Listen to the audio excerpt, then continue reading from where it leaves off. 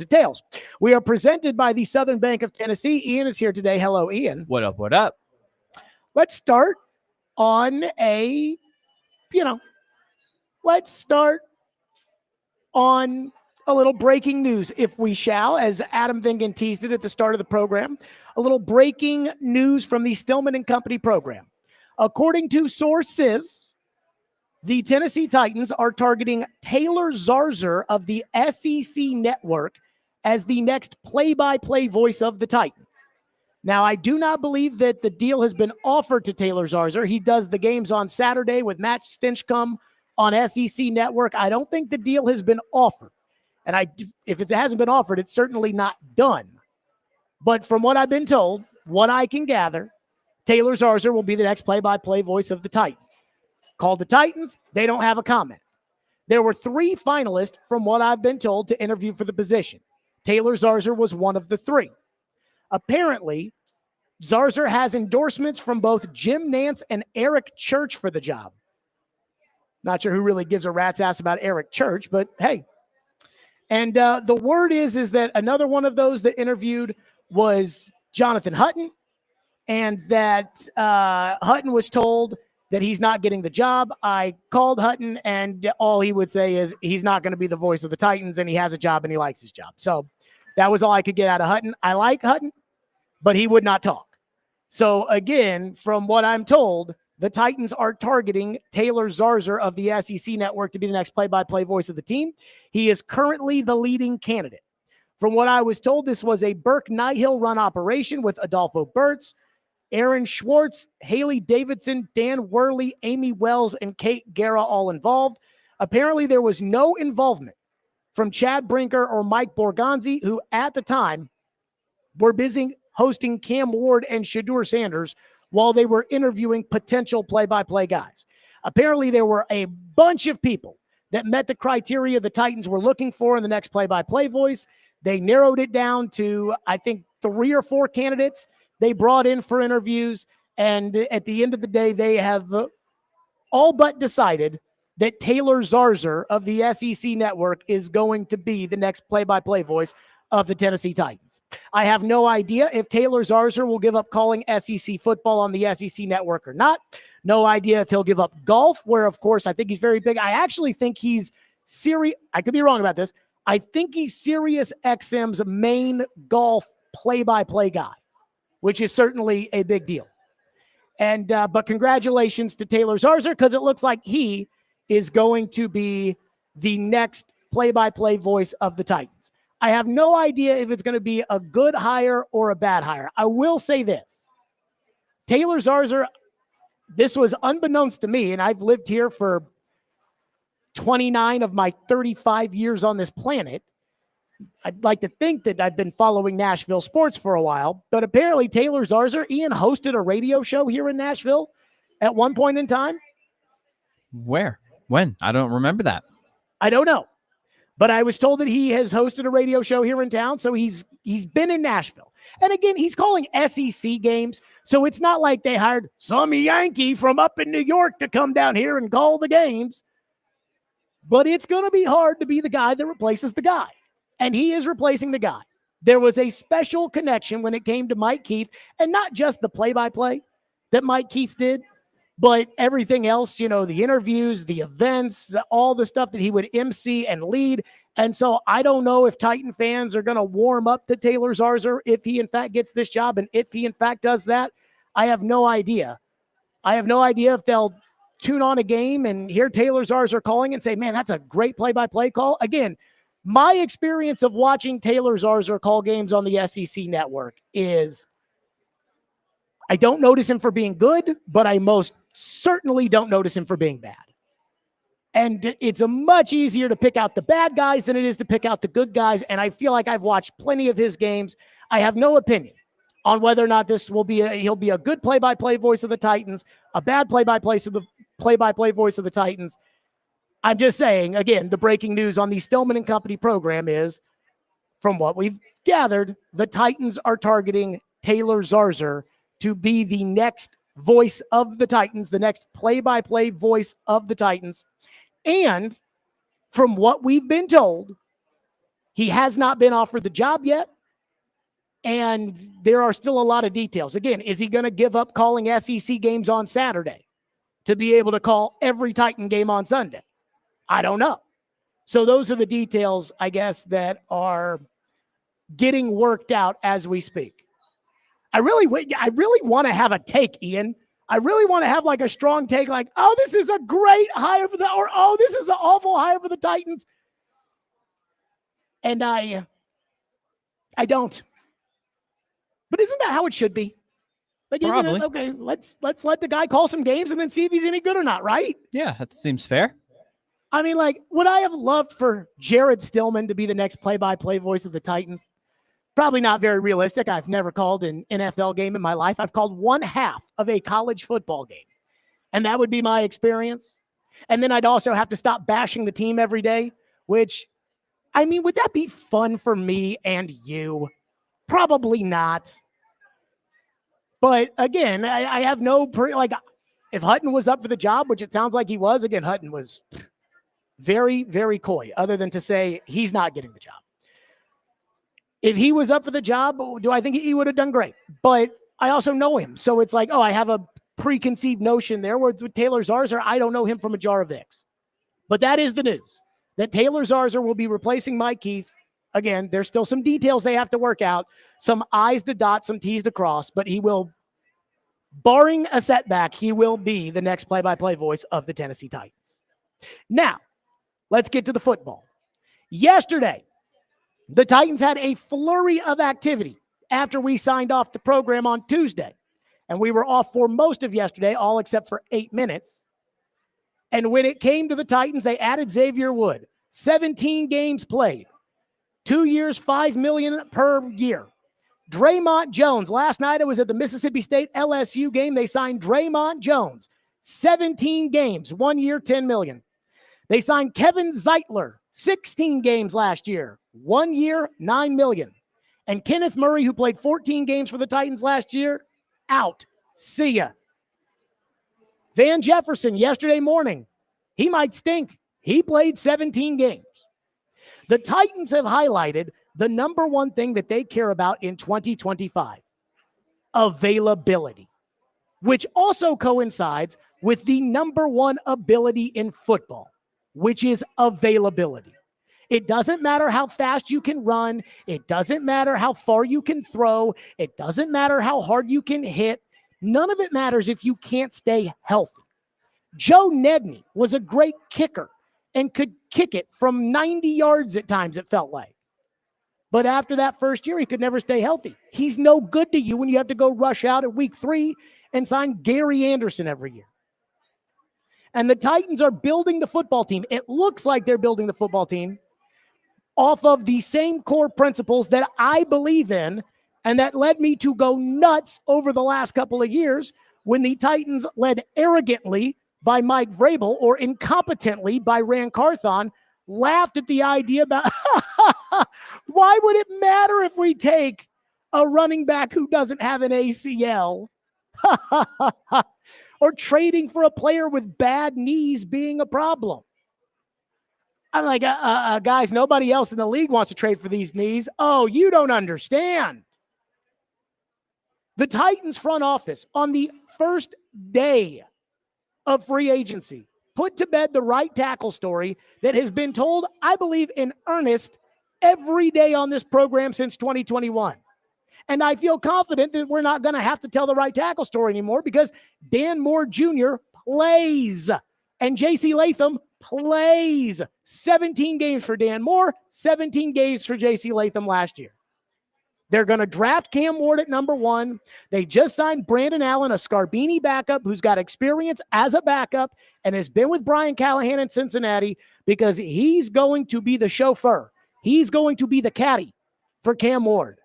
And while I wouldn't draft Cam Ward number 1, at least I see a plan developing. And the first step of the plan is to fill out the roster with starting caliber players who have proven that they can start in the NFL and who, most importantly, say it with me, play.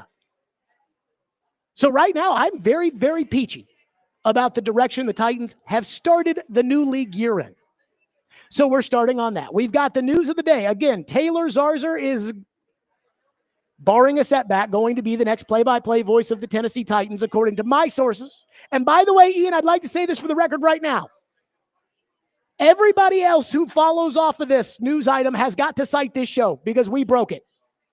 And the fact that I had to hold this in until 2 o'clock today, when we weren't on the air for really anything yesterday, I mean, we had to hold it in for a little bit. And so he will be the next play-by-play voice of the Titans, barring a setback either on his end or the Titans' end. They still technically haven't offered him the job. And it looks like while they're doing that, the non-football side of the building is doing that. The football side of the building, Mike Borgonzi and Chad Brinker are actually going out and getting players that play, and not players with bad knees, and not players with no ACLs, and not players that, coming off of torn ACLs like Chidobe Awuzie. Again, the old adage, dumb guys stay dumb, fat guys stay fat, and injured guys stay injured. And this team is staying away from the injured guys, and I think that deserves a hallelujah because of how the last couple of seasons have gone. They signed a left tackle who plays left tackle, not drafting a left tackle to play left guard or drafting a right tackle to play left tackle. Things are kind of looking up around here. 615-737-1025. Let's get your phones in on this as well. 615-737-1025. And then the other news is Mike Garafolo reporting that the Titans have signed Brandon Allen as their backup quarterback. Ian, bang, bang on us on that one. Mm-hmm. We've been talking Brandon Allen all offseason. They've signed Brandon Allen. And I think I may be realizing something that the Titans don't want to say, but it would clear a lot of things up if they did. We'll get to that coming up next. Stillman & Company. Again, we are live out here today at Assembly Food Hall on the South Stage on level 2. And big shout out because the Pharmacy Burger has been taking care of us all day, located on level 2 South. The Pharmacy Burger is medicine for the soul. Pharmacy Burgers are made from regularly sourced beef or turkey. They're raw, edge, and flat, so you can pile on the toppings and cut them easily in case you want to share. No sharing here. The Pharmacy Burger is a Nashville favorite for a real reason. Stillman & Company, 102.5, 106 for the game.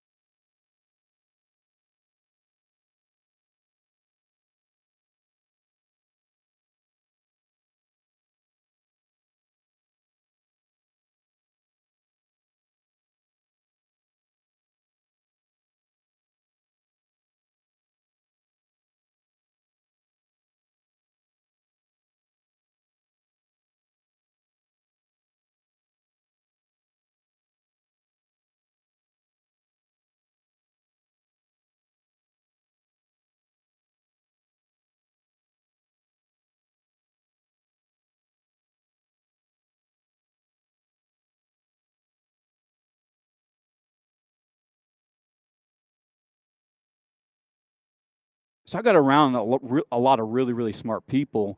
And one of the classmates I had a PhD in neuroscience from the University of Minnesota. He had an advanced analytics degree from Oxford. And he helped design the AI technology for one of the top medical device companies in the country, where the AI was used to help the doctors identify cancer in patients. And I was just fascinated by this. And so I took what was a football problem and we put it in the context of AI. And one of the problems that we have in football is we spend a lot of money on players that don't pan out for injury. A lot of times they get injured and you end up paying for them injury settlements, or you end up cutting them once they get healthy. I was like, if we can reduce our pool there, if we can reduce our risk within that pool of players, I mean, that would be a game changer. If you can save an owner $1 million, $2 million off of one decision, I mean, that's a game changer. So I got with these guys and we started to attack the problem. And to make a long story short, we were able to develop some models that seemed promising. That was Chad Brinker, the cut. Ian, how many times have we played that cut? I don't know. It's like a 1-2-month-old cut, and we've probably played that cut 100 times. I was going to say 50, 100, something like that. The Chad Brinker AI cancer curing model cut, when he went on the Titan podcast and tried to tell Mike Keith and all them about how great things were going to be under the great leadership of Rand Carthon and Brian Callahan, and how they got this new analytics AI model, and we dogged them every day because A, that sounds incredibly stupid, and B, like as if it's some sort of transcendent these AI models, they'll detect injury, you'll see. And B, because the Titans turned around and went out, got L'Jarius Sneed. They went out and acquired an injured guy that other teams didn't want because he was injured, and they're bragging about their AI cancer curing model. And at the time, Brinker was a part of what the Titans are leading everybody to believe was the Carthon administration. And boy, did we make fun of that.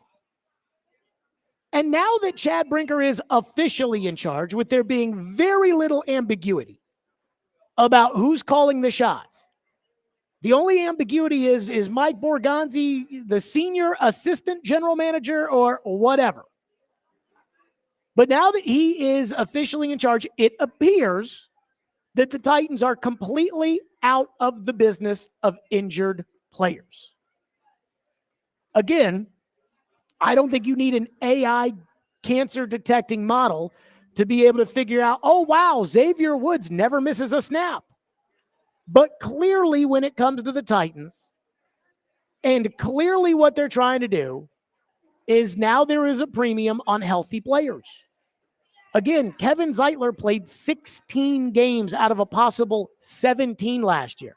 Sure, he's old, but he's durable because he plays. Xavier Woods played 17 games. Van Jefferson played 17 games. Draymond Jones played 17 games. Dan Moore played 17 games. You know who they got rid of yesterday? Kenneth Murray. Now, I'm not going to say Kenneth Murray was worthless because he wasn't. Kenneth Murray had some skills. But Cody Barton plays 17 games. He's in. So as much fun as we made of the Chad Brinker AI cancer curing model, maybe it is a reality here. And again, I'm not all in on Brinker. I still think he's kind of full of it sometimes. But I do think that the Titans might just be better off saying it instead of trying to always be nice. They may just be better off saying it. Rand was in charge and Rand was a dope. And Rand wanted to go get L'Jarius Sneed. And we sat there and said, I don't know if that's a good idea. And Rand said, it'll be fine. It'll be fine. Because again, or maybe Brinker learned his lesson the hard way last year and Rand took the fall for it. I don't know. But last year, there was a lot of, it'll be fine, Jared. It'll be fine. In fact, Caroline called the offseason, it'll be fine season. Because every time the Titans told us, we're going to do this, they got a massively horrendous result. The Titans hired or signed Mason Rudolph to be their Scarbini backup quarterback. And I went nuts that day. I couldn't believe it. Because I was sitting there thinking, hey, with Will Levis as your backup quarterback or as your starting quarterback, there's a chance he might not be very good, and you need to be prepared for that. And Will Levis always gets hurt. So instead of banking on Will Levis to play 17 games and getting this terrible backup quarterback and Mason Rudolph in there, then let's just go in a different direction. Let's just go get a real backup quarterback. But they were no, Jared, you don't understand. Will Levis, he's the man. He's the guy. Brian Callahan said he's ready for the moment. And then he gave the ball to the other team. When it came to J.C. Latham playing left tackle, it'll be fine. Ran Carthon's out immediately. Nope, we're flipping over. L'Jarius needs knees. It'll be fine, Jared. It'll be fine. And yeah, there were a lot of red flags surrounding Tavondre Sweat, specifically his weight and him off the field. And Tavondre Sweat played every game. Now, he never sacks a quarterback, but he did play in all the games. And so that worked out for him. And Calvin Ridley had his issues, and that kind of worked out for him. But again, for every Jeffrey Simmons where you take a risk and it kind of works out, there's a Caleb Farley, and there's a L'Jarius Sneed, and there's a Julio Jones, and there's a Corey Davis. And it does feel like right now, the hierarchy of the Titans is we're going to change how we run things. And it might be the AI cancer curing model that spits out and says, hey, this Dan Moore Jr. plays 1,100 snaps a season, so he can play left tackle. He's our guy. Or maybe they just said, hey, enough with the risks. We just want all guys that play 17, 16 games. Either way, works for me. Not every decision you make, even if it's rooted with the best mind and thinking, is going to work in the NFL. And even some of the stupidest risks you might take can work out. But it is the teams that consistently make the right decisions, the Eagles, the Ravens, that end up reaping the benefits. So far, what if Draymond Jones sucks? Well, it's fine. It was 1 year, $10 million. He's gone, and then you'll replace him next year. That's how you do things. 615-737-1025 will hit your phones, 615-737-1025. Plus, I do have a thought on the new backup quarterback, which is Brandon Allen, who, again, we called it on the program. We'll get to that coming up next, plus your phones. Again, congratulations to Ole Miss, which just beat Arkansas in the SEC tournament. Stillman and Company live from the Assembly Food Hall, 102.5, 106.3 The Game.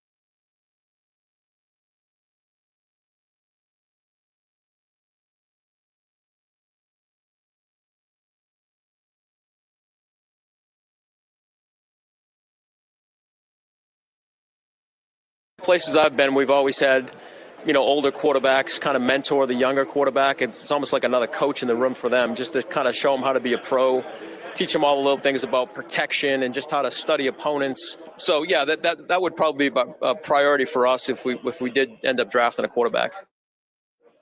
There you go. That was Mike Borgonzi at the Combine saying, if we draft a quarterback, we're going to take a veteran quarterback. We're going to sign a veteran quarterback to kind of show the young quarterback the way. And today, again, Mike Garafolo reporting the Titans are signing Brandon Allen to be their backup quarterback. Who knows what the terms of the deal are? It's not going to be a lot of money. It's probably going to be like 1 year and $4 million, 1 year and $3 million, something like that, which is standard backup quarterback money. And I said on Friday when I did my free agency plan, I said, hey, Brandon Allen, that's who I would make the backup quarterback. I'd sign Sam Darnold to be the starting quarterback, and I'd sign Brandon Allen to be the backup quarterback. Then today, Mason Rudolph, thank God, re-upped with the Steelers. I think Mason Rudolph sucks. And so Mason Rudolph re-upped with the Steelers, which meant that he wasn't going to be your backup quarterback. And then the Titans an hour later reportedly signed Brandon Allen to be their quarterback. And I think it's a good signing. Again, veteran quarterback, has experience with Callahan, was just the backup quarterback to Brock Purdy in San Francisco. He's a career backup, handful of starts. He's a backup. And he's experienced. He's the Chad Henne type, which is what you want to be as the backup quarterback when you draft Cam Ward #1 overall. I don't think this is overly difficult. Again, we just played the Borgonzi cut. He's like, where I'm from, we want to have a veteran guy to help out the young guy. Well, they just signed the veteran guy. And yet the amount of meltdown that Paul Kaharski tweeted out an hour ago. Norton, should I do the PK voice, Ian? Oh, yeah. No sort of solution at all. Compete with Levis to back up Ward. Loser out after camp. If these are the two, misery ahead. I'm like, oh, dear God. PK, everybody, Will Levis is not going to be on the team next year. Will Levis sucks. He will not be on the team next year. We saw this last year. Everybody goes into the offseason saying, yeah, the young guy, he's got some stuff to work on. And then they immediately turn around and trade him. Kenny Pickett last year was supposedly going to compete for the starting job with Russell Wilson. And then on the Friday of the SEC tournament, he was traded. Desmond Ridder last year was traded. Sam Howell last year was traded. Justin Fields on the Saturday of the SEC tournament was traded. All of those trades involved the return of a bag of footballs. That's what you're going to get for Will Levis. And he's going to be gone. This is how the NFL works. Cam Ward will be the starting quarterback, and Brandon Allen will be the backup quarterback. And the hope is, like Mariota in Washington, that Brandon Allen never has to play. That's going to be the hope. But what you do not do is you do not bring in a quarterback who is capable of taking the young guy's job, because the young guy needs to be learning how to play football. The young guy does not need to be looking over his shoulder all the time saying, I don't know. Does anybody ever ask why Kansas City traded Alex Smith? I mean, why not keep Alex Smith as the backup to Patrick Mahomes instead of Matt Moore? Because again, you don't have quarterback controversies with young franchise quarterbacks. And when you draft a guy with the #1 overall pick, which is what you're going to have to use the pick to get Cam Ward on, you're not going to have a quarterback controversy, and he is the franchise quarterback. Think about all these teams last year. Chicago went with Tyson Badgett as their backup quarterback over, say, Ryan Tannehill. New England went with Jacoby Brissett because they knew they were taking quarterbacks. This time last year, nobody knew what Denver was going to do. Nobody could say, what's Denver going to do? They got rid of Russell Wilson, who, has his flaws, but is a starting quarterback. And they had Jarrett Stidham on their roster, and that was it. And everybody was like, so what are they going to do? What are the Broncos going to do as far as quarterbacks? They draft the young guy. So it's the young guy and Jarrett Stidham. That's what this is. Nothing more, nothing less. Brandon Allen was the backup quarterback to Joe Burrow when he was the young guy facing no quarterback controversy. Brandon Allen was the backup quarterback last year to Brock Purdy when there was no quarterback controversy. So to me, it's as simple as I don't understand what PK and everybody else is going to be complaining about. No sort of solution at all. The answer is Cam Ward. That's it. I don't like it. I would have rather signed Sam Darnold. I don't believe in Cam Ward. I wouldn't take Cam Ward number one. Maybe I'll be wrong. I don't know. But this is how this works across the league. Team with the number one pick doesn't have a starting quarterback on its roster, doesn't make any attempt to get a starting quarterback, and the only news you hear about is they kind of wanted Mason Rudolph and they signed Brandon Allen. They're drafting the quarterback. And I don't understand how many people don't understand that. Phone line driven by WilsonCountyHunter.com, 615-737-1025. Tristan has been waiting patiently and is going to kick us off today. Tristan, thank you for calling. Go ahead. Thank you for taking my call, Jared. I think the Titans, I don't think they draft Cam Ward. Like, just with all the signings they have, it just doesn't appear like, I think they trade out of a number one overall pick and just stock up because, like, in the comments, once they were up at the NFL Combine, like with Mike Wisconsin and Mike Callahan, they said they want to build offensive line, defensive line, and like our tight ends room, they said, and they didn't really say a quarterback. And what if they get a quarterback in the late rounds like Kyle McCord or Will Howard? Like, just they're not going to. Why would you do that? Why would you take a worse quarterback to hope to be better? Because, okay, for next in 2026, you have better quarterback. So there's a team that did this in 2016. It's called the Cleveland Browns. Thank you for the call, Tristan. The Cleveland Browns did this in 2016. The Cleveland Browns had no quarterback, and they had the number 2 overall pick. And they didn't sign a quarterback in free agency. And I don't even remember which quarterbacks were out there in the 2016 free agent. They didn't sign a quarterback in free agency. And they traded out of the pick. They traded with Philadelphia and got a haul of picks.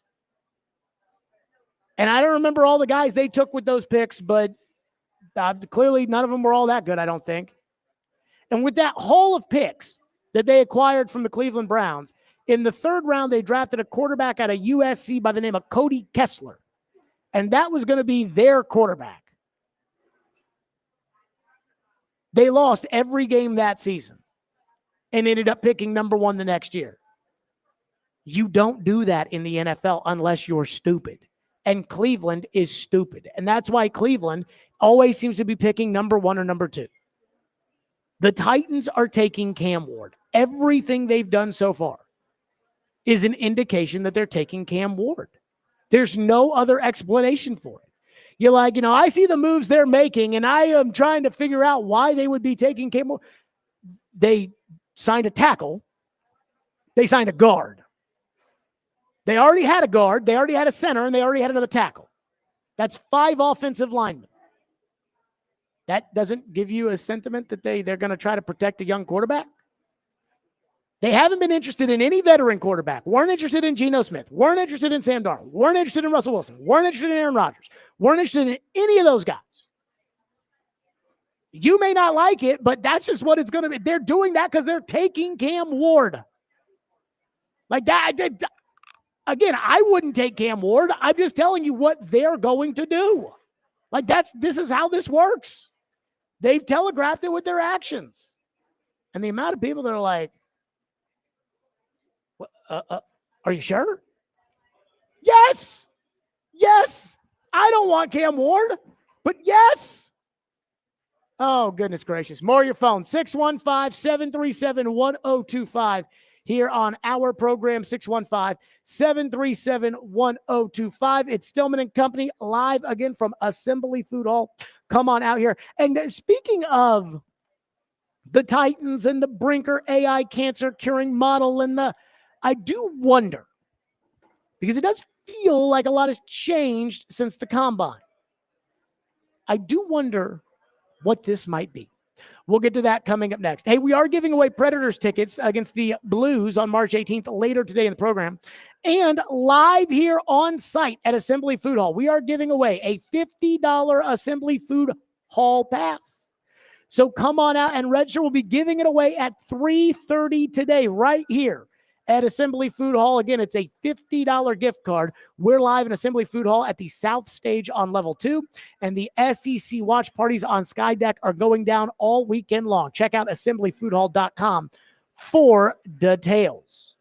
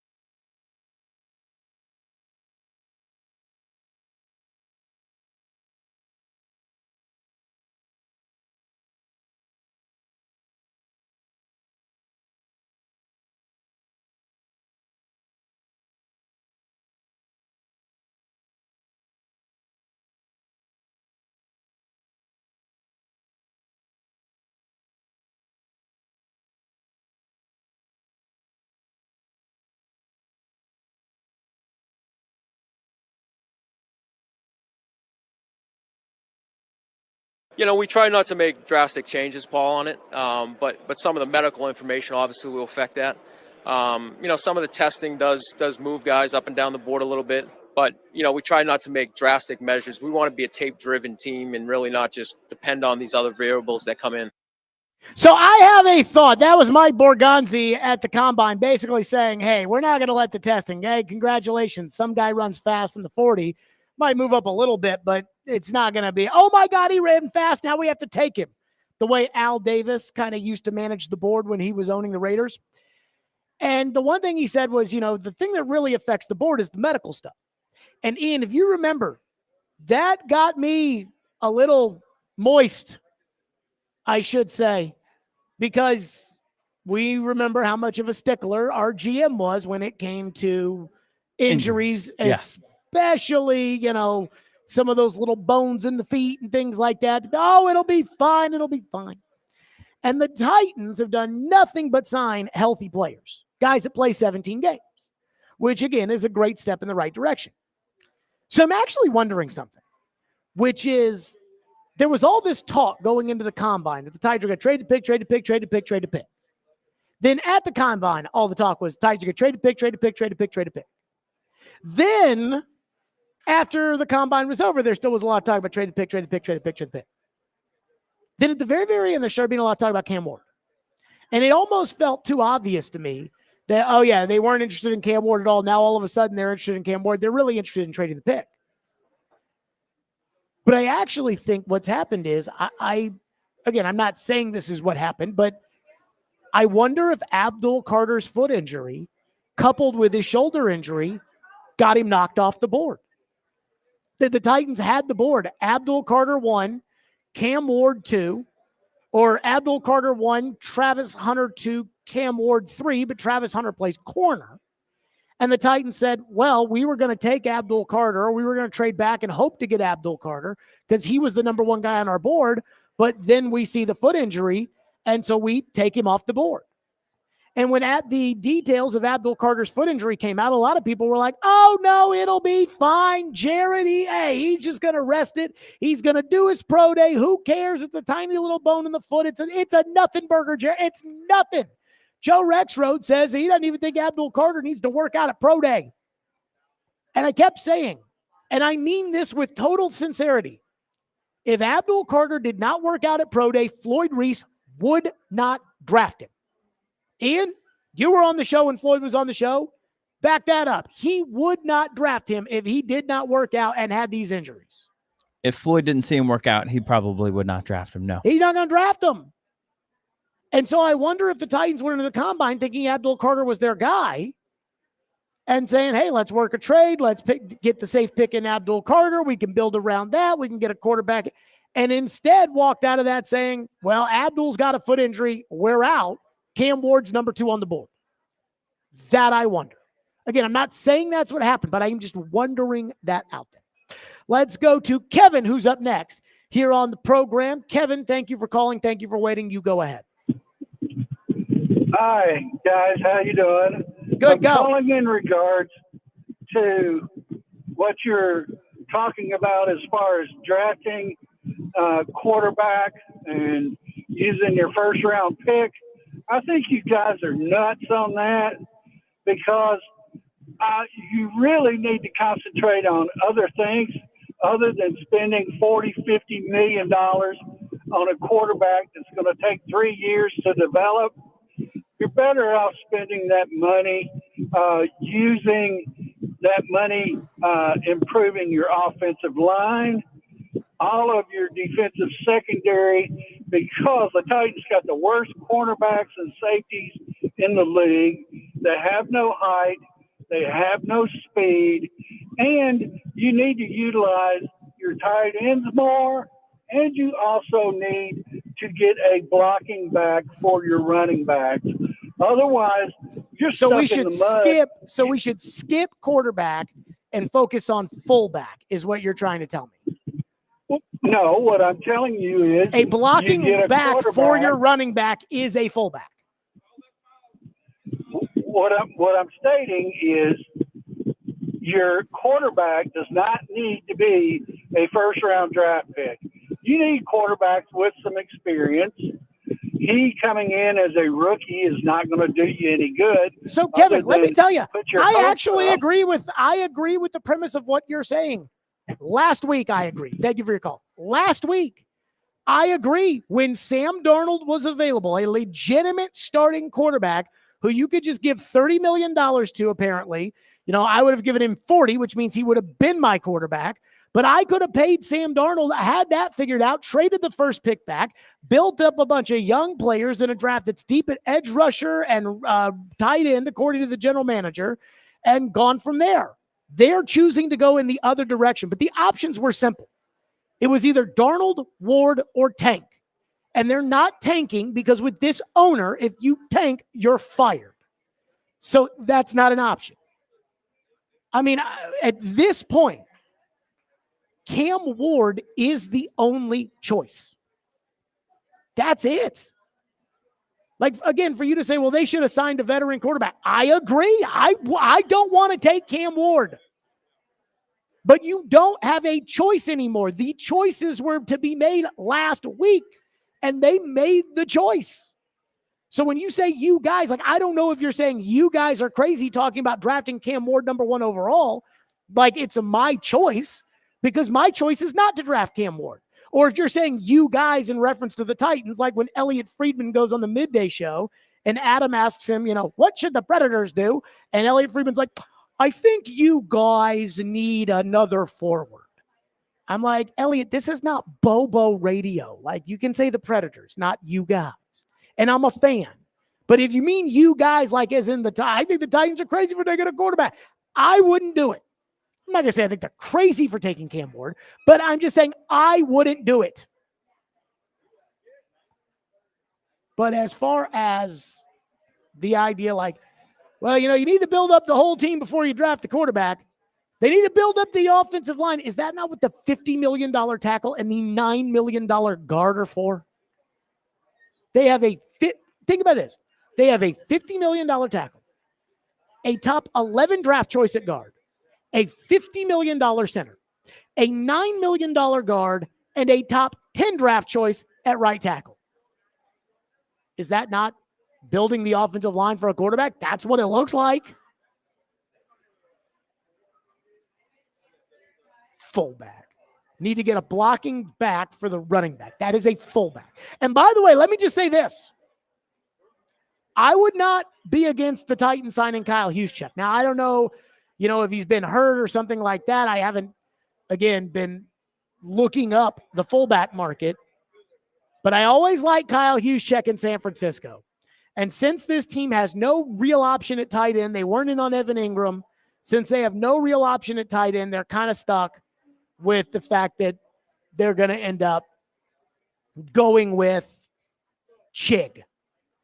So Juszczyk could maybe help them a little bit in that regard.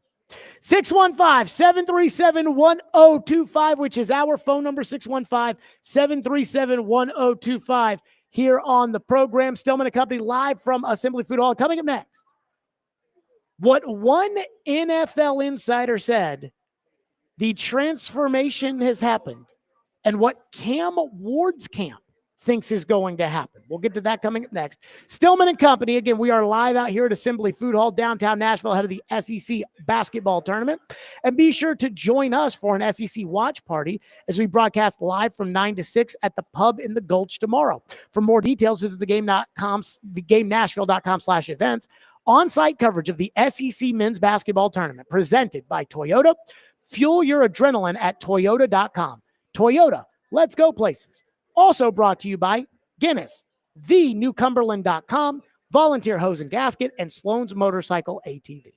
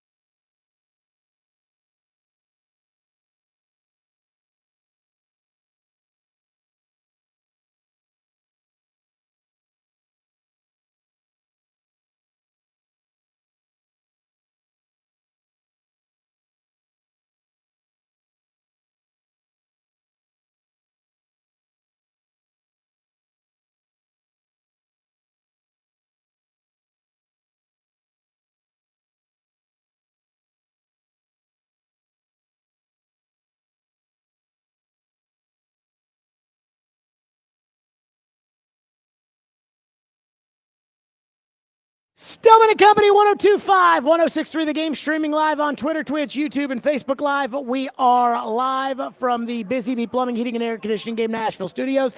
Assembly Food Hall, downtown Nashville at the South Stage on level 2. Assembly Food Hall is the entertainment capital of Nashville, conveniently located across from Bridgestone Arena at 5th and Broadway, which is where we are right here. Live music, breathtaking views from Skydeck, and Nashville's the largest rooftop stage. 30-plus eateries and bars, 3 stages of entertainment, and so much more. TD will be here in an hour for the TD Power Hour, and again, we are presented by the Southern Bank of Tennessee. So, Charles Robinson was on Robbie and Rex Road today, and he believes that the Tennessee Titans are, in fact, taking Cam Ward with the number 1 pick in the draft. Here was Charles Robinson, Yahoo Sports senior NFL insider, this morning during his weekly appearance with Robbie and Rextra. What's sort of materialized for me over the last few days is just that, the Levis experience is really over there. There's no veteran out there that they're fishing around with right now. And that, if anything, when you talk to, Cam Ward's corner of the planet, it's just, okay, I'm going to end up in Tennessee right now, or they're going to deal me, they're going to deal the top overall pick to the Giants, and I'm going to be a Giant. I think that's really how Cam Ward's camp's approaching this right now. That's the 2 teams that he's really looking at. And of those 2 teams, the setup sure as heck looks like it's the Titans that are preparing to take him at that number 1 overall pick. So, again, Charles Robinson says it looks like the Titans are going to take him, and even Cam Ward's camp thinks the Titans are going to take Cam Ward. And the reason that Charles Robinson believes the Titans are going to take Cam Ward, and the reason why everybody seems to think it's going to be Cam Ward, and the reason why Cam Ward's camp thinks it's going to be Cam Ward is because they are. They already just signed the Sherpa backup to basically hold his hand along the way. But just because they're going to take Cam Ward doesn't mean that I want them to take Cam Ward. And I think that we have to draw a distinction here. Again, there are things that teams do that I don't want them to do. And I first guess it because every coach and general manager gets mad at the media, especially talk radio. I was talking with a very, very prominent NFL writer last year at the Super Bowl. And she and I were talking, and she was like, I work so hard as an in-depth feature story writer. She makes a ton of money, very well respected. And she goes, all these owners do is sit there and listen to talk radio. I was like, I know, it's great. So it's just all these coaches and general managers hate talk radio. They all sit back there and they're like, well, it's easy to second guess if something doesn't work out, but we have to make the decisions that are hard to make, and we have to. So I like to first guess as much as possible. And if I'm wrong, I like to flash the hand up and say, hey, I was wrong about that. I do not want the Titans to draft Cam Ward. And I want to draw the delineation between acknowledging that they will and everybody else acknowledging that this wouldn't be my call. And as a Titan fan, I hope I'm wrong about this. I hope that Cam Ward turns into Mahomes. But here's what bothers me when it comes to Cam Ward. By all accounts, Cam Ward is an average first-round quarterback prospect and not a top quarterback prospect. And there was a big difference between the two. Blake Bedingfield, the former Titans director of college scouting that writes at paulkarski.com, said when it came to the offseason, he said, I have a first-round grade on Ward, but it's more 16 to 22, which is where I would take him as opposed to number 1. There's a difference between that and Joe Burrow. There's a difference between last year, that and Jaden Daniels. Caleb Williams, Drake May, Jaden Daniels were all 1-1 prospects, which means that in a given year, those guys go number 1. If Drake May had decided to stay in college for a year, like let's say he was a Manning and wanted the full 4-year experience, he'd be a Tennessee Titan. They'd be taking him number 1, and there'd be no discussion. But Cam Ward, again, by all accounts, is not viewed as that type of prospect. As of right now, Cam Ward is 10th on Daniel Jeremiah's latest big board. Daniel Jeremiah, the lead draft analyst at NFL Network. So if Daniel Jeremiah was general manager of the Titans would be taking, with that big board, the 10th best player with the first pick. A collection of NFL executives, scouts, and analysts ranked Cam Ward as the 18th best quarterback prospect out of 21, and this includes Shedeur Sanders. Ranks Cam Ward as the 18th best prospect out of 21 to go in the first round since 2020, ahead of only Michael Penix, Shedeur Sanders, and Kenny Pickett.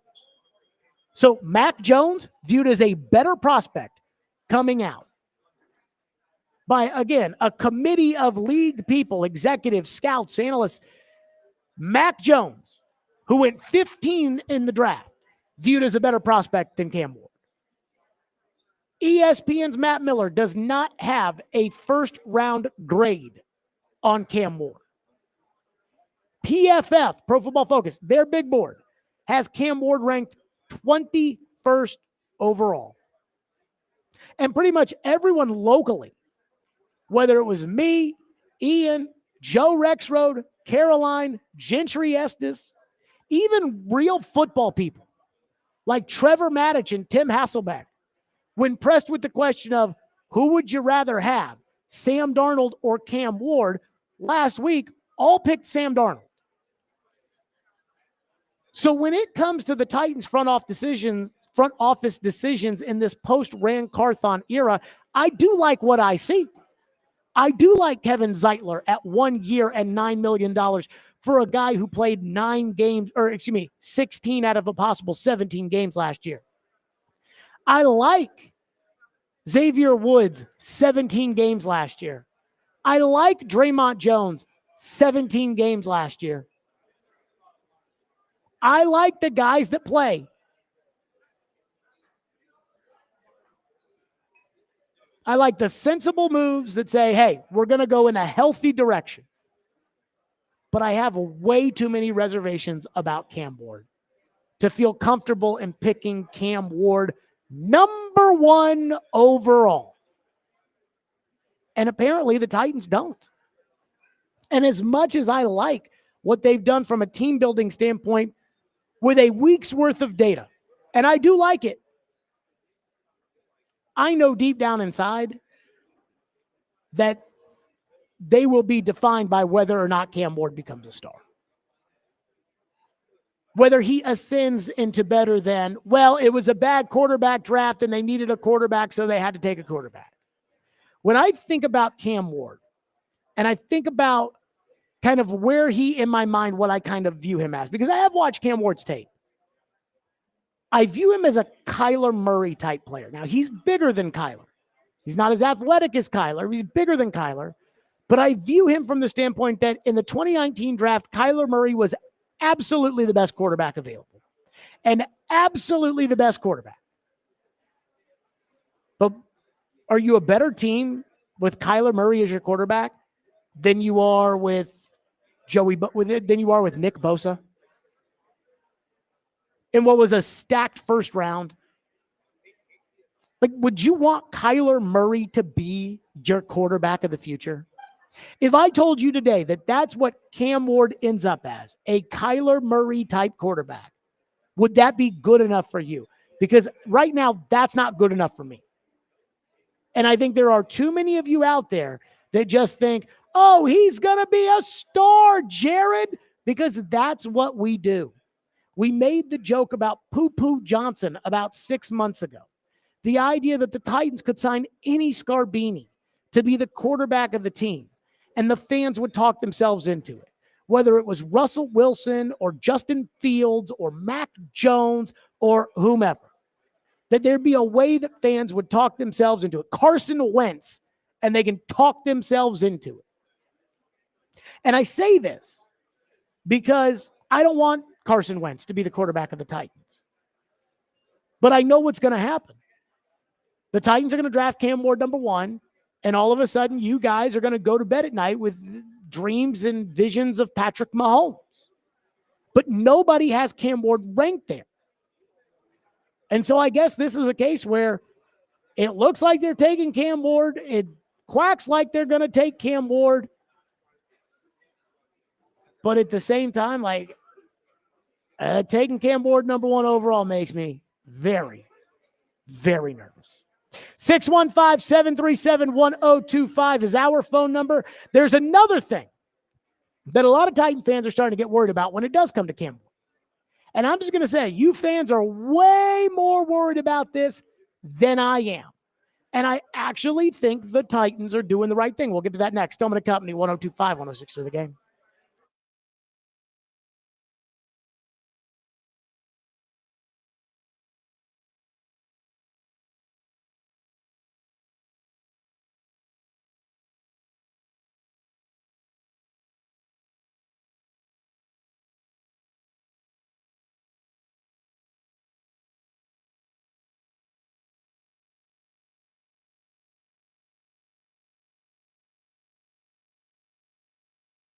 Let's talk Hiller Plumbing, Heating, Cooling, and Electrical. I love Hiller. They take great care of my home. They can do the exact same for you.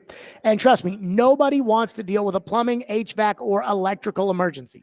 And most of the time when there is an issue, you don't know what it'll cost or if it'll get fixed or if someone is just going to try to sell you something or whatever. When you call Hiller, their experts are going to solve your problems quickly.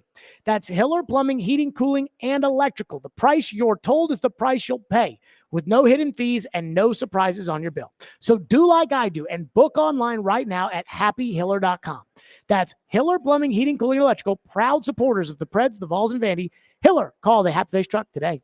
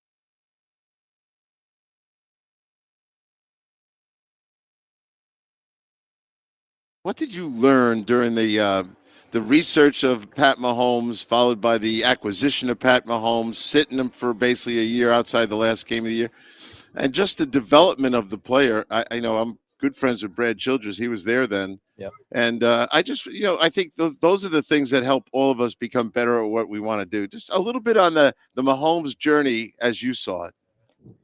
Yeah, you have to have a plan. I think that's the biggest thing when you draft one of these guys, and we certainly had a plan in Kansas City. We were blessed to have Alex Smith there at the time, and he kind of took him under his wing. But there was temptations there to play him early on because he's just the physical talent that he has.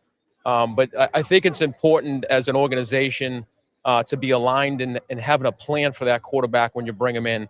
And some of these guys are ready to play right away, but you have to have a plan coming in and evaluate them through OTAs and training camp to see if they're ready to play.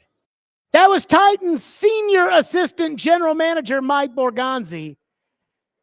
I know it sounds disrespectful to call him that, but Ian, I can't call him the general manager. Why not? Because Adam Schefter is attributing the Dan Moore signing to Chad Brinker. Chad Brinker has final say. Chad Brinker's a football-only guy. I can't remember where I Chad heard. Brinker's in charge. I can't remember where I heard this now off the top of my head, but somebody made a good point I was listening to,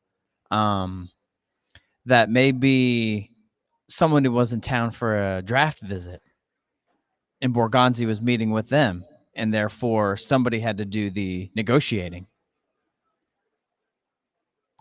You think Floyd Reese would have had somebody else do the negotiating? Dan Moore's contract? Probably not, no. Okay. You think Adam Schefter would have ever sent out a tweet saying, "Great job by Lake Dawson to get this deal done"? I don't know. Probably not, but maybe. No, because Floyd Reese would have been the one doing the job. I'm just saying. Again, Floyd would have said, "Hey, if you want me to be GM, he is upstairs, writing expense reports, not negotiating contracts." And again, there's a lot of people that negotiate deals, like Floyd negotiated deals for the New England Patriots, but who did the deal? Who was the one that greenlit it and said, "Okay, that's what Belichick"? No. So again, senior assistant general manager Mike Borgonzi. But there's one thing that you all, and I'm talking about, you people, the fans, seem to care about a lot more when it comes to the Titans moves with Cam Ward than I do. And that's if you can get over the idea of them not taking Cam Ward, because forget about it. It's not happening. They are going to take this quarterback. But with all these moves, I keep hearing the constant kvetch of who is Cam Ward going to throw the ball to? You do know Cam Ward already has one receiver that is making $23 million a year. And Van Jefferson is an NFL player. Not a great one, but he's an NFL player. There are tons of receivers that are on the market. I heard the midday show today going over a list of the top guys on the market, and it was Keenan Allen and Tyler Lockett and Cooper Kupp and this one and that one. And I'm like, there's plenty of guys to go get. Now, the tight end market's pretty bare, and they're going to have to run it back with Chig, who I believe is terrible, but it is supposedly a deep draft for tight ends. Really blew it last year by not taking Brock Bowers. But getting the quarterback weapons is something that, again, that's not a chief concern to me. It matters to me. Eventually, you've got to get that quarterback a number one guy. The Chargers have got to get Justin Herbert a number one guy. But the first thing for me is build up the protection. And I don't just mean the offensive line, but I mean protecting the young quarterback with an offensive line, a running game, and a tight end he can throw the ball to. Again, I know I take a lot of flack for really liking Anthony Richardson, but I texted a former NFL head coach after the combine 2 years ago. And I said, if I'm Indianapolis, I'm going to re-sign Matt Ryan. And I'm going to make him the starting quarterback, and I'm going to draft Anthony Richardson, and I'm going to tell the media Anthony Richardson sits on the bench. And I'm going to sign Dalton Schultz from the Cowboys, who later ended up in Houston. But I'm going to sign Dalton Schultz from the Cowboys, and I'm going to hand the ball to Jonathan Taylor 30 times a game with Anthony Richardson at quarterback. and we're going to install the Jalen Hurts offense, and we're going to run it with Taylor, and we're going to throw it to the tight end, and that's what we're going to do. And Indy went and did none of that. They didn't bring back Matt Ryan. They drafted Richardson, played him right away. They got into a contract dispute with Taylor, who ended up holding out all the games Richardson played as a rookie, and they don't have a tight end. They have Mo Alley Cox. A run game protects a young quarterback. So the Titans went out and got a starting left tackle. They didn't get the best left tackle, but they got the best left tackle they could get. Not a project like Andre Dillard, but a guy who can start and has started for a playoff team. They now solved their right tackle issue because they signed the left tackle. They signed a right guard who's a veteran. That room needs experience. A veteran run-blocking right guard who plays 16 games last year. They already have an $8 million running back. They need to run the crap out of the ball with Tony Pollard. They need to throw to Ridley. Now, again, they need to upgrade at tight end, in all seriousness. But the idea of like, oh, God, what are we going to do, Jared? We don't have any receivers. We got to draft the receiver. It's fine. It's fine. Like, that's how this works, is you build up the line first. And it reminds me last year of Chicago, because Chicago had 2 top 10 picks, if you'll remember. They had number 1 from Carolina in the Bryce Young trade, and then they had their own pick, which was number 10. And everybody kept saying Chicago's got to take Rome Odunze. And I liked Rome Odunze. Now, Rome didn't do anything last year, but I liked Rome Odunze. I liked Brock Bowers more, but I liked Rome Odunze. And everyone said they got to get Caleb weapons. They got to get him weapons. I'm like, they got to get him weapons. They got DJ Moore. Got to get him. He's got one of the best receivers in the league. What are we talking about? Got to get him weapons. Build him a line. But Chicago, a terribly run organization with stupid people, drafted Rome Odunze instead of going on the offensive line because, again, they had to get Caleb weapons. How'd that work out for you? Now they spent $1 gazillion this offseason building up the line because they didn't last year. Guys, this isn't fantasy football where you don't pick offensive lines. I mean, offensive linemen are important. The Titans have spent $40 million so far in free agency on the offensive line. I think that's the right decision as opposed to we need weapons. And again, outside of Chris Godwin, what weapons are there that you really want? The New England Patriots need weapons. They also need an offensive line.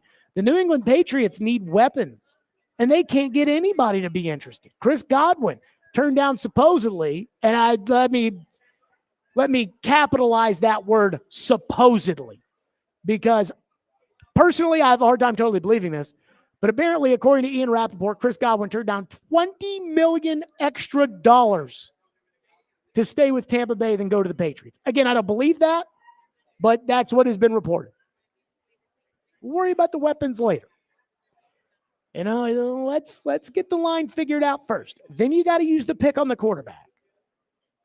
Then, again, I'd like to have a nice defense. I mean, yes, Washington had Terry McLaurin. So a lot of people say, well, they had Scary Terry, Jared. But you do have Calvin Ridley, who's not as good as Terry McLaurin, but he's a good enough receiver. He's a 1,000-yard receiver on a bad team. You got a $23 million receiver. It wasn't like Washington said, okay, now we got to just go out there and draft a bunch of weapons for Jaden. No, he got by with Curtis Samuel and Olamide Zacchaeus and the remnants of Zach Ertz. They had like 7 running backs last year. Worry about the line first. What did Washington do in free agency last year? Nick Allegretti, the guard from the Chiefs. Tyler Biotish, the center from the Cowboys. That's what good teams do. So this weapons thing is ridiculous. 615-737-1025. Your phones are next. Plus,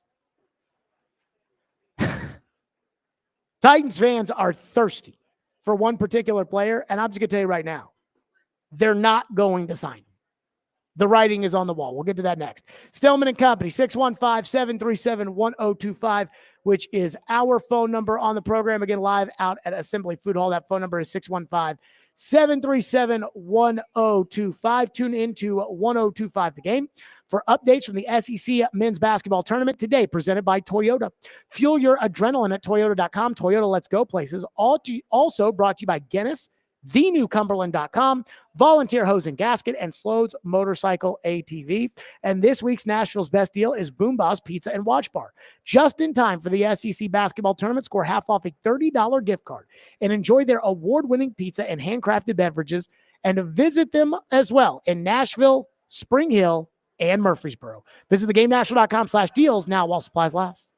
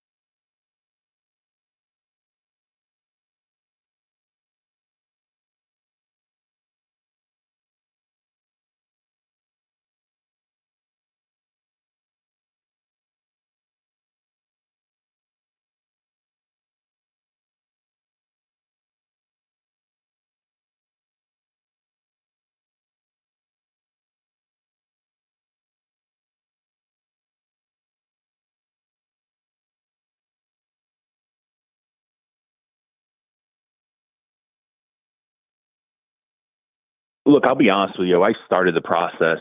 I would have told you thought, based on conversations I had coming out of the combine, that potentially they were leaning away from Cam Ward. But, you know, they signed Dan Moore, and it just, I think that's shifted, honestly. I really do. I think it's shifted for, you know, Cam Ward's camp. I think it's shifted for when you look at just how the Titans have prepared, conversations that I had after the Moore signing, which were just, look, they're not going out and adding a tackle at that financial price point to protect an old guy next year. They're not doing it to protect Will Levis next year. That was Charles Robinson saying they're drafting Cam Ward. And the setup is the setup that you would expect for a team that is going to draft Cam Ward. So before we get to your phones, I just want to say this. This group, whoever's actually in charge, Brinker and his cancer AI model and Borgonzi and whatever, they have told you that they value healthy players. Van Jefferson's played 17 games. Kevin Zeitler played 16 games. Xavier Woods played 17 games. Draymond Jones played 17 games. Cody Barton played 17 games. Dan Moore Jr. played 17 games. They all play 17 games. And yet you people, and Ian and I am doing it, we're calling it the YP. You people. Okay. You people are on Twitter saying, we need to go get Cooper Kupp. Cooper Kupp has not played a full season of football since 2021. He has averaged 65% of games played over the last 3 years. Why would the Titans pay $10 million for a guy who doesn't play? Why would, again, you people, why would you people want that? And again, I'm not one of these people that's like, they need a weapon for Cam Ward, but you guys are like, they need a weapon for Cam Ward, and it's a weapon who's never healthy. You people. I also saw Rappaport put out a report that Cam Ward, or Cooper Kupp is going to pick between 5 teams. He's already got interest from 5 teams, and he's going to make his pick sooner rather than later. Bullcrap. Cooper Kupp is probably not getting a lot of interest, and he's probably trying to tell people right now, get your bids in today, folks, because I think he's probably desperate to get some action. But again, the number one ability in football is availability. He can't stay healthy. Let's go to your phones as promised, which are driven by WilsonCountyHunter.com. Rozzy has been waiting patiently at 615-737-1025. Rozzy, go ahead.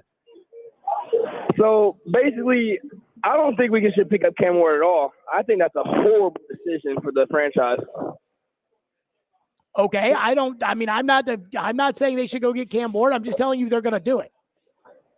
I mean, I get that's what you're thinking, but I don't think they're going to do that at all either. I think they're going to go a completely different direction. I think they're just going to try and scoop up O-line, D-line, That's just something they like to do. I can see it happening, and I just want to hear your take on that. What do you base that off of? Well, I've been a Titans fan for many, many years now, since the youth. I watched them get created, but it's just routine for the Tennessee Titans to do that. To not take a quarterback? To not take a quarterback. That is correct. They are going to try. They took Mariota. They took Levis. Vince Young. They take Will. Okay, they I take get quarterbacks. where you're coming from, but those were superstars in the making, and they knew this. And they believe in Will Levis. They're going to ride out Will Levis. They don't believe in Will Levis. They fired the head coach that drafted him. They fired the general manager that drafted him. You think they believe in him? Yes, they believe in him. They truly believe in Will Levis. They benched him. They benched him to give him more training so they can make him more confident to go out and be stronger than ever. You people. Thank you for the call, Rozzy. Ian, that's you people. That call right there is you people. Again, number one, what Floyd Reese used to do when he was running there. I've been watching the Titans for 50 years, and what they used to do and what they're doing, it's not the same people. Though I do think, Justin, maybe my sense of it with Chad Brinker is that he is fascinated by what Floyd did as general manager, which would be a good idea to be fascinated by what Floyd did as general manager. But again, the L'Jarius Sneed trade, he never would have done that. The Julio Jones trade, he never would have done that. It's different people making these decisions. And then again, this guy, I don't want him to take Cam Ward either, caller. But they're going to take Cam Ward. We just played the cut from Yahoo Sports senior insider Charles Robinson saying the way they're taking Cam Ward. And you people are like, I think it would be horrible if they take Cam Ward. I don't disagree. But I don't think they're going to take Cam Ward. Well, now that I do disagree about. One texter says, I think there's an important difference between a casual fan who just watches the games and a fan who does research and looks at stats and other info. Nothing wrong with casual fans who just watch the games, but there's a big difference. You and I are in the second category, and it is clear to us that Cam Ward will most likely be a mid-tier quarterback like Brock Purdy, Baker Mayfield, Sam Darnold at best. Well, I wouldn't say that Cam Ward would be that at best. When I watch Cam Ward's tape, the one thing Cam Ward does that you cannot coach is he is very fluid with these off-platform, off-balance, back foot, 20 yards outside the hash, opposite numbers throw. And I hear a lot of people saying, well, Cam Ward's just like Will Levis. He is nothing like Will Levis. Will Levis is very robotic and tight and, drops back and, I got to throw it 85 yards out of it. That's not Cam. Cam is cool and collected and, hey, there's 3 guys coming at me in the blitz. I'll just swing a little bit over here, drop it down right here, and pop the ball 20 yards the opposite hash. The problem in the NFL is you can't do that because those guys will get to you before you're able to slide away from them. So best case scenario is that Cam can be a star. And I'm acknowledging that that exists. But I think it's probably more likely that he won't be. And that's what kind of bothers me. One texter says, Titans fans are so stupid. LOL. Again, you people. I'm starting to enjoy that, Ian. I'm just going to start to you people. Knowing that I'm not talking to 100% of the people, but I'm talking to the vocal people that drive me crazy sometimes. We got to get Cooper Kupp, Jared. Oh, you people. Texture says, Jared, you're going to feel dumb with that roll up with Levis. Will Levis was in a new system last year. He was on the run for his life every play, and they shored up the line, and they're going to give Will Levis a chance. They're not going to give Will Levis guys. They just signed Brandon Allen to be the backup quarterback. Will Levis is not going to be on this team next year. Like Mike Borgonzi, when he interviewed for the senior assistant general manager position, probably told them, Will Levis is not going to be on this team next year. Who's going to be the quarterback? He probably didn't say right then and there that he would be ready to go with Cam Ward. But I guarantee you he probably was ready to not go with Will Levis. Again, they benched Will Levis. And they took him out of the game and they played the other guy. Once you make that move, you don't go back. Unbelievable. One texter says, if your theory with Abdul Carter being number 1 and then taken off the board after injury, that's not my theory. I'm thinking it could have happened. Your theory of Abdul Carter being number 1 and being taken off the board out of injury, wouldn't it be bad business to pivot and take Cam Ward at 1? Seems like if they weren't going to take him over anyone, they should trade out. What if he's the best player on the board? What if the board is stacked as Abdul Carter 1, Cam Ward 2? Well, now Abdul's off the board because Abdul's got a bad foot. And so that then takes you to Cam Ward at 2. Again, I'm not saying I'd do it, but that for me I feel safe in that regard. Let's go to Caleb, who's up next here on our program. Caleb, thank you for waiting. Thank you for calling. You go ahead. So I think that the Eagles are not going to make the playoffs because they've released so many of their defensive players and they've lost so many of their players in general. Yeah, I mean, the thing about the Eagles is they're reloading. Thank you, Caleb. The Eagles reload with better players. Like, I don't want to throw Gentry Estes under the bus because I think Gentry's a very good columnist. I think he's very smart. I actually consider Gentry to be, outside of me, who might be a little too critical in terms of critical thinking. I find Gentry to be the most intellectually honest, critical thinker in the local media when it comes to an opinion-having position. I'm not talking about reporters, but I'm talking about like the opinion-having positions. I mean, he's critical when it's time to be critical. And I asked him yesterday if he thought the cap was fake.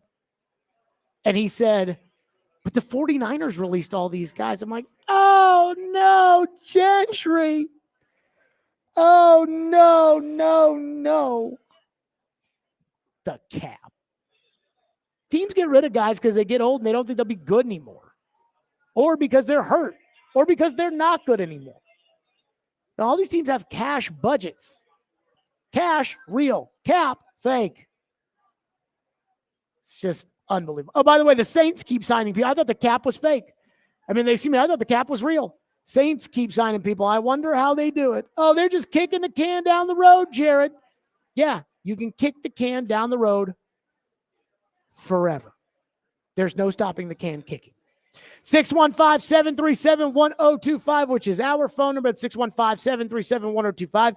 It's St. Patrick's weekend, and we are celebrating in East Nashville. Come on out and join 1025 The Game in 5 points at Boston Commons for the official Nashville St. Patrick's Day Parade, presented by Aer Lingus, kicking off at 10 a.m. this Saturday.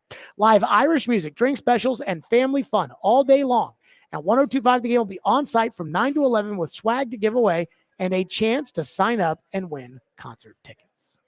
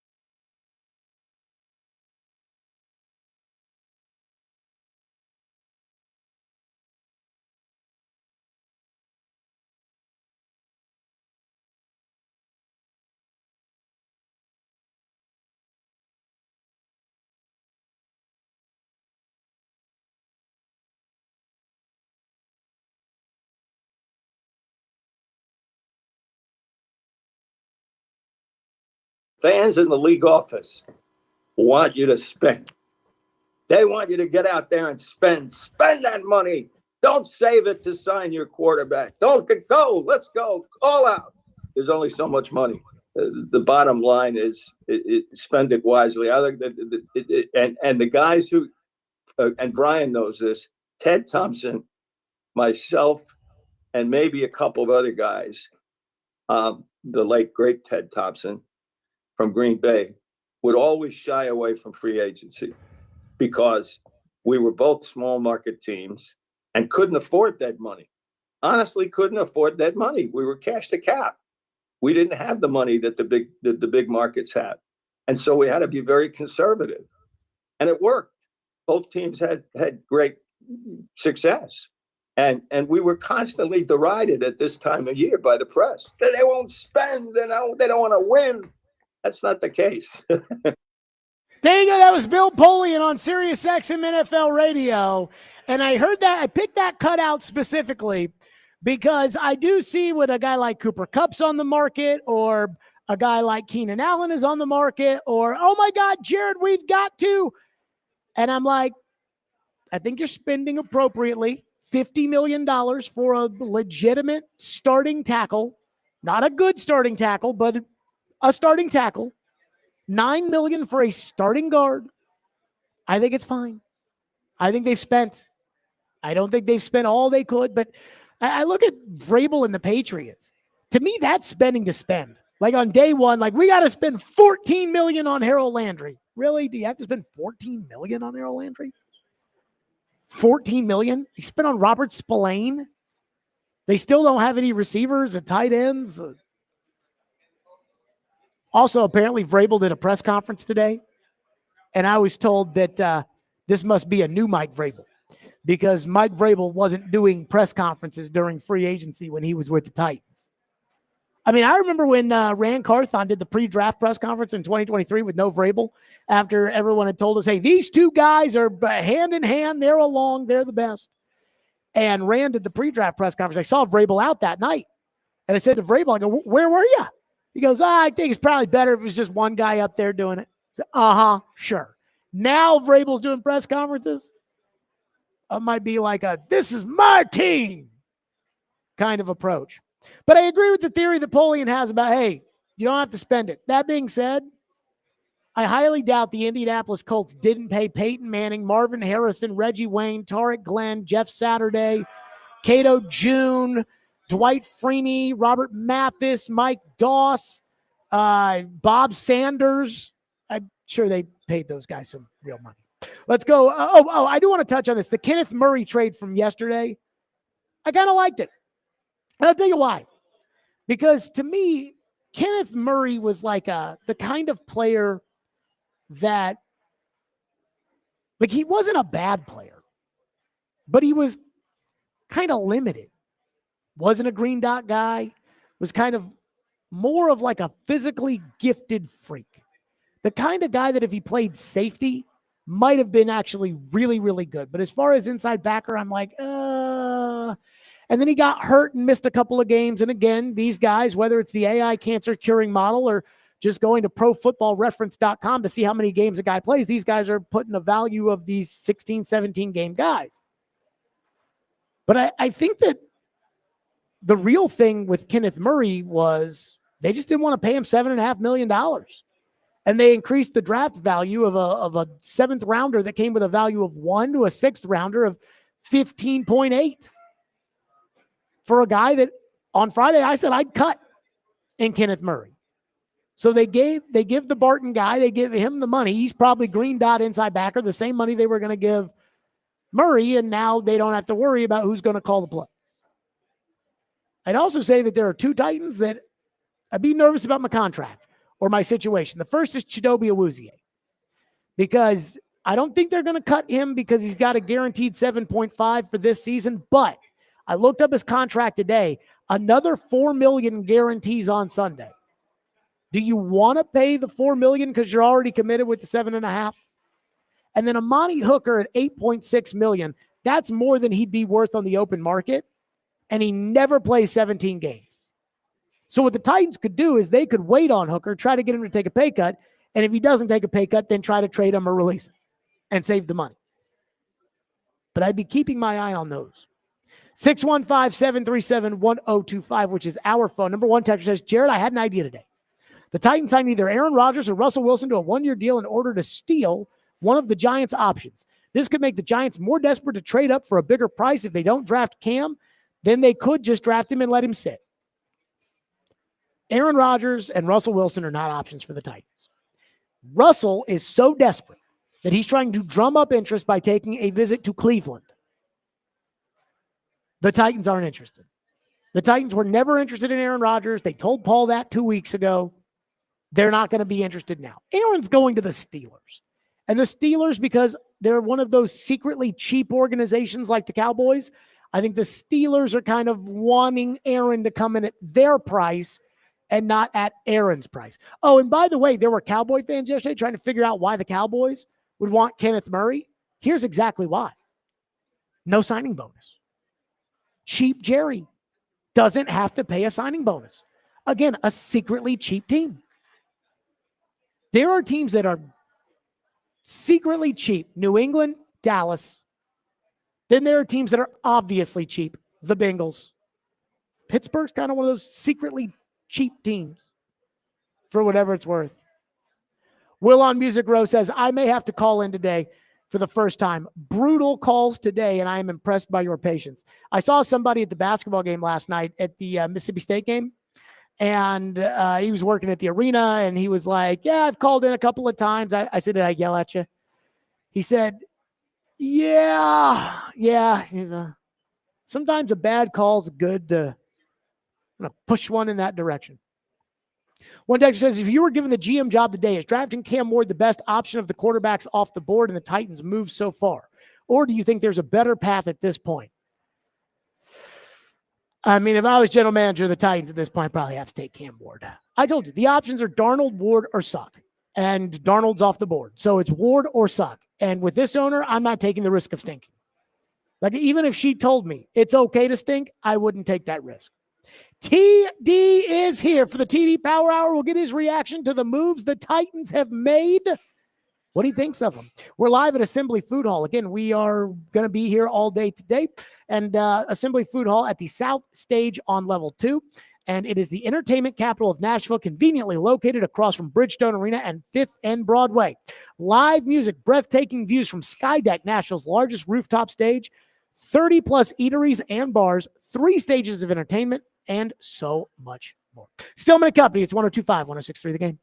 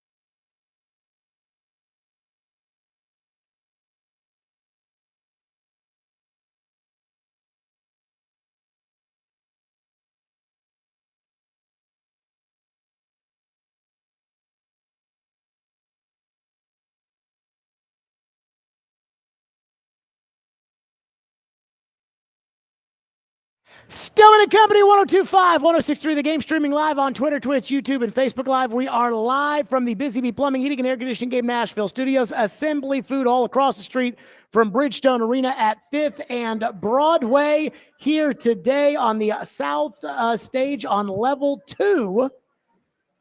And we are presented by the Southern Bank of Tennessee, and we are joined by none other than TD, Teron Davenport, ESPN, covering the Titans for the TD Power Hour. TD, how are you? Doing really well, man. Just got a workout done, so now it's time to talk some shop, man. I need this coffee to rejuvenate me. You got the special Lewis Riddick shades on today. No, they're I don't know about Lewis Riddick shades. They're the Ray-Ban Meta. They record. They have the transition, so it's not dark inside. So I'm just trying to get used to wearing them. So, your thoughts on the moves the Titans have made? Stop me if I missed one. Dan Moore, Kevin Zeitler, Draymond Jones, Xavier Woods, Cody Barton, Van Jefferson, Johnny Hecker, Brandon Allen, and Sebastian Joseph Day. Xavier Woods. I threw him in there. Oh, okay. I didn't hear you mention him. Yeah. That Woods one is probably my favorite move that they made, honestly. And when you look at this dude, you're talking about super durability. I mean, he's played at least 91% of the snaps over the last 6 years. You know what I mean? 100% last year and the year before. So when you look at a guy like that, you know he's going to be on the field. You know availability is the best ability, and he has plenty of that. But then I love the way that he sets the tone. Like he's a little bit of a wig splitter, you know, not as much as Kenny Vaccaro, but he's a guy that will come up and he'll lay the hit. You remember a couple years ago, he laid the hit on Tajay Spears. Do you remember when the Panthers played the Titans? Oh, yeah. Levis threw a hospital ball. Yeah. He was the one that did that. But then you also look at the 3 interceptions. That was a bad throw, man. He hung him up to dry. But you look like I heard someone say like, hey, well, 2 of his 3 interceptions were tip passes. Nothing wrong with that. That means you're around the football. Sure. So I like that. That's probably my favorite move. If I had to say least favorite, I'd probably go with the Dan Moore one because I want to see. Here's the thing. $82 million, $50 million guaranteed. That's a lot of money to a guy that, right, wrong, or indifferent, led the league in sacks allowed last year. And I understand 5 of those came against Myles Garrett and Trey Hendrickson. But guess what? When you're paying a guy $82 million and you're guaranteed $50 million to him, you don't want those types of results against the premier players either. You know what I mean? But then you also, a lot of it was blamed on Russell Wilson and Justin Fields running into sacks. So be it. But the fact of the matter is, I want to see what happens because you brought this guy in and now you're taking J.C. Latham and you're redirecting his career and flipping him to right tackle. Now, if it goes right, you improve 2 positions. You know what I mean? But if it doesn't, then what? So that's a move to be concerned about. The Kevin Zeitler one is like, you know what you're getting there. That guy is a consistent, top-notch player. He's going to be really good for them. The Cody Barton one is interesting. Very similar to Kenneth Murray Jr. as far as, what he brings. I know he did get dinged a bit in coverage, but you go back and you watch the games and you'll see some of the reasons why. Trying to think of some of the other moves. Hecker, yeah. You hate to see Stonehouse go. You hate to see, and I smile every time I mention Stonehouse's name because you talk about positive energy and a guy who has a smile that can light up this whole food hall. That's him. And he was always willing to explain the details of the coverage and the punt team and everything. He actually helped me with a story. But, yeah, I mean, Johnny Hecker, proven vet. So, they did a series of 1-year deals. As Paul Kaharski pointed out, these are deals where, for the most part, these guys are super durable players. And I think, one of the sleeper move of these is Draymond Jones. And Draymond is a guy, he could play anywhere from – he's the Nico Autry, right? That same type of versatility where you could bump him inside to D tackle. He'll play DN. He'll also stand up and rush the passer. Violent, nice hands and everything like that, which you want. And then in addition to that, he's a guy that will push the pocket. He's not always going to get to the quarterback, but he's going to influence him, and that's what you want. So I want to go back to the Dan Moore one because I think there's a lot of glass half full versus glass half empty here when it comes to Dan Moore Jr. I'm a glass half full guy in this case. Really? Which I'm not often. Right. That's what I'm surprised about. I think Dan Moore is a league average tackle. And I think $20 million is an overpay for a league average tackle, except that he was the only guy on the market. And there were more teams that need tackles than there were available tackles. And so the Titans, I think Dan Moore's probably a $12, $13 million player. And there's the suck tax they have to pay because they stink. And there is he's the only guy on the market tax that they have to pay. But Dan Moore plays 1,100 snaps per season. And he averages 8.5 sacks allowed. Last year was 12. I think that was a little bit of an anomaly. Broderick Jones gave up 10 sacks, but he averages 8.5 sacks. Andre Dillard and Jalen Duncan combined to allow 23 sacks in 2023 at left tackle.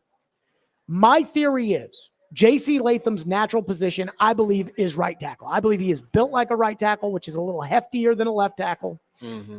And Nick Saban didn't feel like moving him to left tackle, and I think Nick Saban's a pretty good coach. So well, JC, I mean, he had Evan Neal there. No.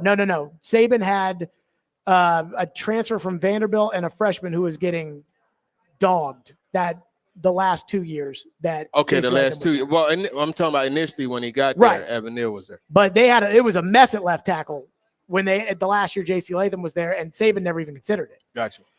So I think they got an average left tackle and what profiles to be, in my opinion, an above average right tackle, as opposed to an inexperienced left tackle who, again, we were seeing if he could do it, and a terrible situation at right tackle. Yeah, the right tackle position gave up 29 sacks last year. That's the most in the league. So if Dan Moore gives up 12, or the average is 8.5, and this is what better. I'm saying. If that even somewhat works out at left tackle, right tackle's getting better. And to me, when I look at this, because I heard, I think it was yesterday, you got on Rand for drafting a guy who ended up being a right tackle, but at 7. But I mean, the Chargers drafted Joe Alt to play right tackle at 5. So why is it okay to get Alt at right tackle at 5 and not okay to get a few picks later to get J.C. Latham, who played left tackle but could flip to right tackle? Well, it wasn't okay for me. I mean, they should have taken Malik Neighbors. Like, okay. I didn't pick Joe Alt. In fact, I was heartbroken when Joe Alt was. Yeah, because you wanted him here. But I think I would not have. When I had Rashawn Slater, I would not have drafted Joe Alt. Yeah, and here's the thing: when you look at the value, right? This league isn't the same as back when LT and Derek Thomas and those guys only played right in. Both sides have significant pass rushers. Sure. So you need to have left and right tackle taken care of. That's what made the Eagles so good for so long. They had, when they got John Runyon from here to pair with Trey Thomas, and then they moved on and they drafted Lane Johnson, a right tackle at 5 overall. And before actually that they had 4, so even higher. And they had Jason Peters at left tackle, who they traded from the Bills. You need both sides to be secured. I think that's the good part in this move. I feel like the Dan Moore thing, I also feel like The Athletic, I think, kind of did him dirty. There was a story where they were kind of grading the moves or whatever. Mm-hmm. And they said, Dan Moore has allowed the most sacks over the last 4 years and the most pressures over the last 4 years. And, Titan fans are just going to read that and say, oh, he sucks. Right. And I feel like that was incredibly misleading because Andre Dillard doesn't get to play that many snaps because he's so bad that he gets benched. Jalen Duncan is so bad that he gets benched. Yeah. And Nicholas Petit-Frere, Ian, a.k.a. PT, so bad he gets benched. I think Dan Moore, to me, is an average starting tackle. What I know is that he can be the left tackle of a playoff team. That's good enough for me. Look, because it's been so bad. They secured the offensive line. They secured it. They signed Brandon Allen. Go ahead and when the draft starts, turn the card in, get a phone call to Warren Moon and say, hey, look, man, you care if our number 1 comes off of the side there and give it to Cam? Cam's got to wear another number. That's going to be interesting. We'll see. But the point is, Cam Ward is almost definitely going to be the quarterback. I mean, you can't unretire a number for Cam Ward. They unretired a number for Ezekiel Elliott, for CeeDee Lamb. I mean, teams have done that. Don't the Cowboys always have 88 as a wide receiver? No. Well, Des Bryant was 88. That's the significant number, but Right. No one had worn it for a bit. Michael Irvin was the last one to wear it, and then Dez took it over. Was it Dez was the next one after Michael Irvin? Yeah. I would not. I would tell Warren. I would tell Cam Ward, like, hey man, like, how does number 7 work for you? No. I cannot ask. I'm not going to ask Warren Moon to unretire his number for Cam Ward. If Warren Moon blesses it, and I don't even feel like I would not even put Warren in that position to have to say no. I think Warren Moon would bless it. I think, seeing another black quarterback go first overall, he's going to do everything. If they draft Cam, I think Warren Moon is going to be heavily involved because he wants to make sure that, and I'm not like really trying to speak for him, but I firmly believe that he would want to make sure that Cam Ward gets off on the right track. Warren was not keen on taking a quarterback at the Super Bowl, but a lot of people have changed their opinions over the last couple of weeks or what have you without Cam or Shador throwing a single pass. But I guess that's because a lot of these people have finally started to watch. That's really what it boils down to. But their opinions of Shador have gotten worse. Well, there's a few teams that are putting that stuff out there. So, yeah. TD is with us. We will hit the phones at the end of the hour, as we always do. So I do have a question when it comes to what I think is inevitable, which is Cam Ward at number 1. We'll get to that next with TD. Stillman & Company, 102.5, 106.3 The Game.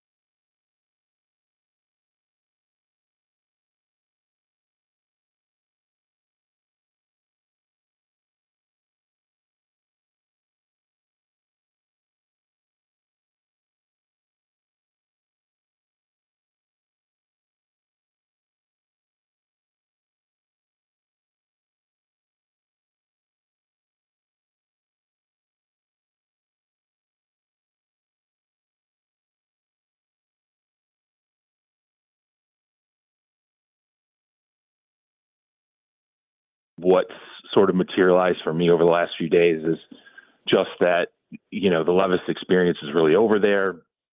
There's no veteran out there that they're fishing around with right now. And that, if anything, when you talk to, Cam Ward's corner of the planet, it's just, okay, I'm going to end up in Tennessee right now, or they're going to deal the top overall pick to the Giants, and I'm going to be a Giant. I think that's really how Cam Ward's camp's approaching this right now. That's the two teams that he's really looking at. And of those two teams, the setup sure as heck looks like it's the Titans that are preparing to take him at that number 1 overall pick. That was Charles Robinson today saying Cam Ward's camp thinks he's most likely going to the Titans. TD is with us for the TD Power Hour. TD, you think Cam Ward's going to the Titans? Yes, I firmly believe that. I mean, I'm already thinking of how I'm going to do up the first pick for the NFL Nation draft. Well, it's going to be Cam, but I just got to figure out, Here's what I'm worried about. We do a draft show, right? And when the Titans are picking 18th or 24th or something like that, and we do the draft show, it's, we spend the 2 hours waiting for the Titans pick. And, okay, he's off the board now. What about him? Would you go here? Would you there? Would you trade up here? We're going to know 3 weeks ahead of time who they're picking. We know now who they're picking. They're picking Cam Ward. But I do ask you this question, which is, when did this go from picks? We need 12 in the top 100 of the next 3 years. We need 30 picks in the next 3 drafts. Pick. Giants are going to trade with the pick. Pick. Jets are calling for the picks. When did we go from that to Cam Ward? I don't think it's gone from quotation marks, need more top 100 picks. They got the 35th pick. I'm going to tell you right now. And you remember last year, right? I came back. I was like, man, this dude, Tavondre Sweat, he's one of the 50 first-round picks, right? Sure. Because every year there's 50 guys you say, hey, they're going to be first-rounders. So what happens? Day 2 begins. That guy's still on the board. And you're like, holy cow, how did he end up still on the board? And teams are scrambling to trade. Look, the Titans were one of them. They traded up to get Levis. I'm not going to say guarantee, but I would be surprised if the Titans don't come off 35 and go down to like 40 or go down to the 40s and acquire another top 100 pick. I would be very surprised if they don't do that. And the thing is, with these series of 1-year deals that they've signed, they set them up to where, okay, you know what? I don't have to go ahead and take a tackle like Ariante Ursary. I don't have to take a receiver like Luther Burden's there. Like, you don't offer me anything. I'm taking him if I'm the Titans. But I'm just using that name for example. I don't have to take an edge rusher like Landon Jackson. Sure. You know what I mean? You could wait. Okay, boom. I got Draymond Jones. I should sign Azeez Ojulari, who, he's a TD guy. I should sign him. So now we'll have to where, okay, if we don't get a guy early, we could get another one later and just move him in. They position themselves to where at 35, like, they don't have to, they could move back and be able to acquire another pick and add more players. So the one thing that I don't like about the idea of going into this with they're going to trade at 35 is what you brought up with Luther Burden, which is if that guy is there, and I think there's a good chance there's going to be a guy you love that's there. I'm like, then you take him. Do you trade up? But then what happened to the desire for all the picks? Well, I mean, you could I have a desire to drive the E-Ray Corvette, but it's not in the budget. You know what I mean? So I'm going to drive what I drive. Is that what Arden Key drives? No, his isn't the E-Ray. And I got to talk to Arden too, because he has I got to talk to him about his know car. what I'm talking about. Yeah, the orange one. The orange one. It's like 6 colors. Yeah, it's iridescent. Yeah. But anyway, you could have a stated desire. I mean, look, the stated desire was draft, develop, retain, right? And Chad Brinker said, hey, Harold Landry, you and Jeffrey Simmons, you guys, you show loyalty by playing hard, even though the games didn't matter. I'm surprised by that with all the talk about Landry that Brinker did, and then they cuts him. Yeah. We're going to see if we could trade you. Oh, we can't trade you? Get up out of here. So you could have a stated mission, but sometimes you got to veer away from the mission for the bigger picture, and that's basically what could end up happening if a Luther Burden is available at 35. Do you think the Titans went to the combine knowing that barring Cam Ward being just a total doofus, that they were going to take him number one?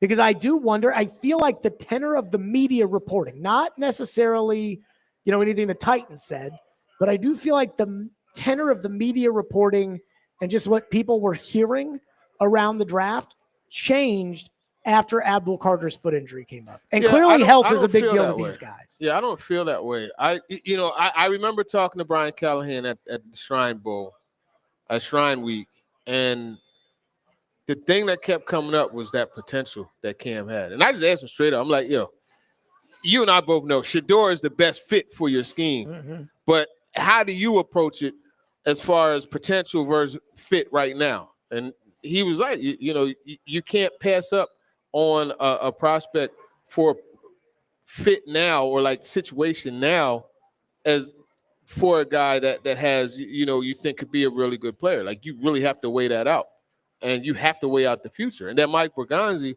when I spoke to him at Senior Bowl, and he was like, you could watch a player and that player has flaws, but at times when you're watching that, you say you could correct it. In fact, that's what when Andy Reid and we were watching Patrick Mahomes, he would see, okay, there his feet weren't set right. Oh, I could fix that. And that's why I turned around and asked Callahan about fixing a player at the combine. Mm-hmm. And he was like, oh, you got to be careful not to get too arrogant about, and I get it, Brian Callahan, Andy Reid, like we're talking two different levels. Sure. So I say all that to say, I think all along Cam was in the picture. I felt at the combine, it kind of shifted. Like by the time we got to the combine, I felt it shifted in Cam's favor. That's how I feel. Do you think that it's Brinker that loves Ward? Do you think it's Borgonzi that loves Ward? Do you think there's do you feel like there's more of an influence from one guy or the other guy based on Ward? Okay, we got a big smile on TD's face. He knows something. They all like him. I'll put it that way. They all like him. Ian, was that a politically correct statement from TD? Maybe just a little. It felt a little politically correct there. I do wonder this. Sometimes you have conversations and sure, you can't, just out of respect for the, sure, you know what I mean? Well, and I'll tell you this, that I feel when it comes to, again, you brought up Shador's fit and Callahan's scheme. I was told that the Titans, and this includes Callahan, view this pick as bigger than any one scheme. And that, that they would rather have the more talented player than the player that fits the scheme. Now you're talking. Regardless of whether or not Brian Callahan is on the hot seat, which I do feel like they've kind of admitted that he is. Thank you. That's exactly the case. And so, I mean, I've heard that. I'm not going to say where I heard it from, but I've heard exactly that. And case. You don't think Carter's foot injury pushed him off, or because there was just so much talk before the combine about how Tennessee's not going to go quarterback. They're going to trade the pick. They're going to try to go with Carter. Look, the meeting that Cam, Darryl Colbert Jr. and the crew, I don't know who Cam's agent is, but his camp, they did a great job So I got a story on this. So Jim Miller, NFL radio. Yeah, that's my guy. And Jim's taking a lot of crap because he voted Lamar fourth on the MVP ballot, which was, look, I would have voted for Allen over Lamar. I'm talking about splitting hairs here. I would not have voted Lamar fourth. But as well as anybody, Jim Miller knows ball. Yeah. And at the Super Bowl, Jim Miller was like, I haven't watched the quarterbacks as much, but I'm not super into this class. He liked Jackson Dart a little bit. They sat down at the combine with Cam, and after it was over, it was like Tennessee has to take him. Like, they were so wowed. And that's what I'm talking about with Darryl Colbert Jr. and the crew. They've done a great job. Because how can I put this? Cam is not, I don't know him personally, but Cam is he's very raw and very real. You know what I mean? Like, he's one of those guys where, I'm surprised at the combine, he wasn't like, man, I'm just here, because I love, because this is going to allow me to play ball. You know what I mean? I'm surprised. He is a guy, so they got him ready for those interviews, And I know going in there were some concerns like, okay, well, how is the personality going to be? He sat down in the interview and it was like, oh, wait, this isn't a cup of coffee. This is a cup of hot chocolate. It's sweet. Let me drink. You know what I mean? And they really started to like him more once they sat down and met with him. And that's why those meetings are so important. And then you back it up with him coming here, and they had him here. What was that Friday, I believe it was? Mm-hmm. They had him here, or Thursday, one of the two. And it just continued to work. He did a great job. And then even just at the combine, just talking to him at the presser, like, yeah, I could see this guy telling those 10 guys to follow him, and they're going to go wherever he directs them. He has that aura. Shador does too, though. Don't get it twisted. Shador does too. But it's just, you look at just the talent, the Cal game, the Virginia Tech game. You look at some of the throws that this guy makes, the Florida game, because I asked him, what's the Cam Ward experience? And he said the Cal game, but he also said the first couple plays of the Florida game. And you look at some of the throws, the seam routes that he throws, running this way and being able to throw it like a shortstop, like very Lindor. fluid off platform. And he's really good at those things. And so that part of it is what elevates him above Shador, in my opinion. So I do wonder where they go from here now. Like, let's just put Cam Ward. Let's turn the card in right now. So where do they go from here? We'll do that next. Plus, who's still out there and where on the depth chart do they need to add before they get to the draft? We'll do that with TD. We are live at Assembly Food Hall here on Stillman and Company.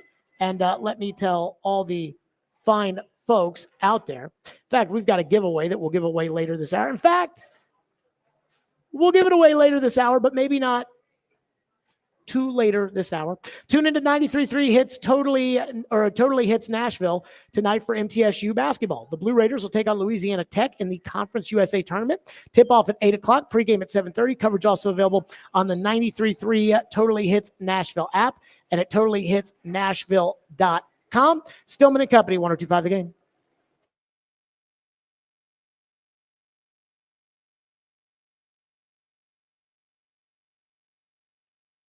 Be caller 5 right now at 615-737-1025. I told you I was giving something away. Be caller 5 and you'll win a pair of tickets to see the Predators take on the St. Louis Blues at Bridgestone Arena on Tuesday, March 18th. Might not be a bad idea to stop over here at Assembly Food Hall before the game and then go on to the game. But good luck on those. Those Preds tickets, Stillman and Company, 102.5 The Game.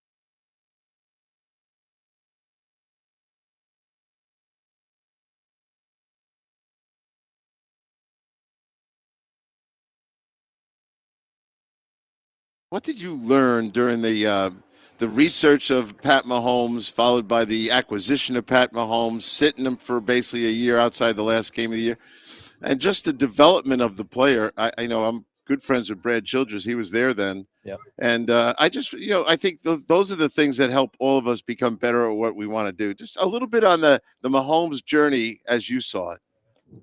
Yeah, you have to have a plan. I think that's the biggest thing when you draft one of these guys, and we certainly had a plan in Kansas City.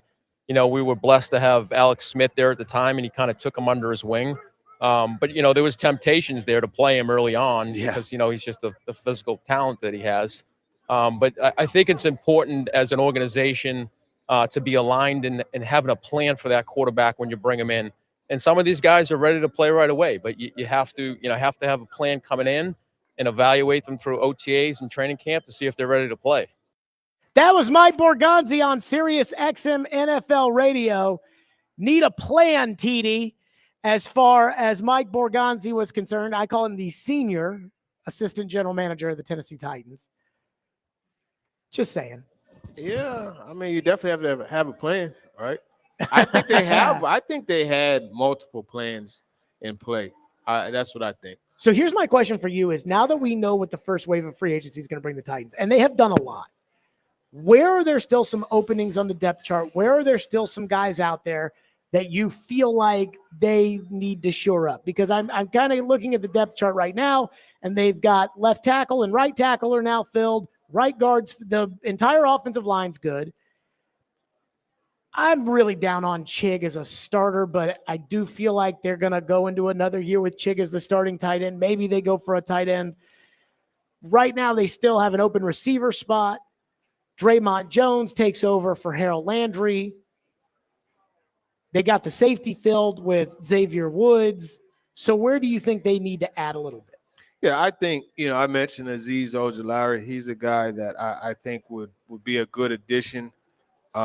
Looking at some of these guys that are available. So you would kind of rotate him and Draymond Jones and Arden Key all together at kind of those outside backer spots. Yeah, outside backers / hand in the dirt when you go a 4-man front. I think you definitely could use a guy like that. Honestly, Justin Hardy needs to be re-signed. It's confusing to me why they haven't re-signed him. And I know Mike Borgonzi wasn't here last year, but Chad Brinker was. And he saw the way that special teams unit literally turned around when he got there. And to me, it's a low-cost signing. I would bring him in for sure. I would imagine John Fossil has watched the special teams and saw this. So, I mean, he watched it enough to want to get rid of Stonehouse. Yeah, exactly. And I don't know. That one confuses me, but Stonehouse? No. Why Justin Hardy's not back? being signed. They need to bring him back. I'm actually okay with the Stonehouse thing. I don't know how you. I mean, I know you like okay. Stonehouse. I get it. I mean, there were times. Yeah, he did at times. Line drive. He wasn't as good directional. But you also got to look at. I mean, there's reasons for a lot of that stuff. Like he didn't just all of a sudden forget how to punt. I mean, when you got the rush coming the way that it did, there was an issue. That whole unit was bad, not just Stonehouse. I feel like there's a couple things at play. First off, Stonehouse was no longer going to be a minimum salary guy. So that was the first thing to take in. There would be $3 million to keep him. And I believe Hecker's making less than that. Yeah. Secondly, Hecker is definitely, Stonehouse is great off the drive, off the tee, but the short game maybe could use a little work. Hecker's got a great short game, putting the ball down at the 6-yard line. And then I think there's the comfort level that Bones Fossil knows he has with Johnny Hecker that he doesn't know that he has with Stonehouse. Yeah, I mean, they worked together before. So, I think, that is an area that they need to address further, the pass rush side of things, that rotation. What do you make of fans that are like, they're not getting enough weapons for Cam Ward? Well, that's where I was going next. The receiver position, I went through and I looked at the veterans. Like Elijah Moore would probably be the only guy I would bring in. Like you bring in Stephon Diggs, no. You bring in Keenan Allen, or what does he have left? You look at Tyler Lockett, probably not. I like Lockett. I like Lockett. I like him a lot, but these guys are all advanced in age. I think you have Ridley, You go out, and I'm telling you right now, if they're not on Dante Thornton, then something that is the heck wrong with them. Dante Thornton, who's from that? Tennessee. Got it. The receiver. He ran that 4.3 at 6'5", 200 and something pounds. If they're not on him, because he's the prototypical X receiver, he's vertical, and that speed shows up on film. You watch Oklahoma, you saw the 86-yard against Vanderbilt. That's a guy, and I know we're talking about free agents, but that's a guy that they need to look at as far as bringing in as one of the rookie contributors. I don't see too many veterans there for them to be able to go get that match what they need to do, because everybody's advanced in age. Am I wrong for thinking I actually like the approach of building the line for Cam Ward before going out and getting weapons for Cam Ward? Mike Bergonzi said, I'm going to build this thing from the trenches out. His word is bond, because that's what he's done. Well, I just remember last year too in Chicago, and I don't think Chicago's very well run. Chicago, it was all this talk about, well, we got to get Caleb weapons, and we got to get him weapons, we got to get him. And I'm like, you already have DJ Moore. I liked Roma Dunze last year, and they drafted Roma Dunze because it was like, well, we need to get Caleb another weapon, and I'm like, you need to block for Caleb. Yeah, you need to worry about that before you worry about, especially when he's already got DJ Moore. I think Titan fans are just dismissing Ridley with a bad quarterback and with no offensive line. Ridley still put up some numbers last year. Yeah, and a bad start to the year. You know what I mean? Because remember those first few games, 4 games or so where Hopkins was there, like it was just a mess, right? Hopkins got up out of there, and then, things started to fall into play. What do you think of Van Jefferson, where he fits in all this? Look, Van Jefferson is quietly one of the best route runners in the league. The production just hasn't been. He's had one good season, right? And that was what, 21, 22, one of them, so, where he had the 800 yards. Just haven't seen anything other than that. But I think he's a veteran guy that could come in. He could probably play the 3 positions, right? Play in the slot, play X and Z. I think Bryce Oliver, to me, NWI is out of there. Bryce Oliver is the new, not the Honda Accord, but he's probably the Prelude. You know what I mean? Like every time in training camp for about 2 weeks, it was like, who the hell's number 80? And then finally I knew who it was because he kept making plays every day in practice. Play after play after play after and then play. he gets in the preseason games and he does it. Yep. Then he gets into the regular. Malik connected for 2 touchdowns. Then he gets in the regular season games and he does it. Yeah. I mean, if a guy keeps playing well, I don't understand why you wouldn't just keep playing him, but who knows? All right, your phones for TD are next. 615-737-1025. We'll hit them for the TD Power Hour. Stillman and Company live from Assembly Food Hall, 1025, 106 to the game.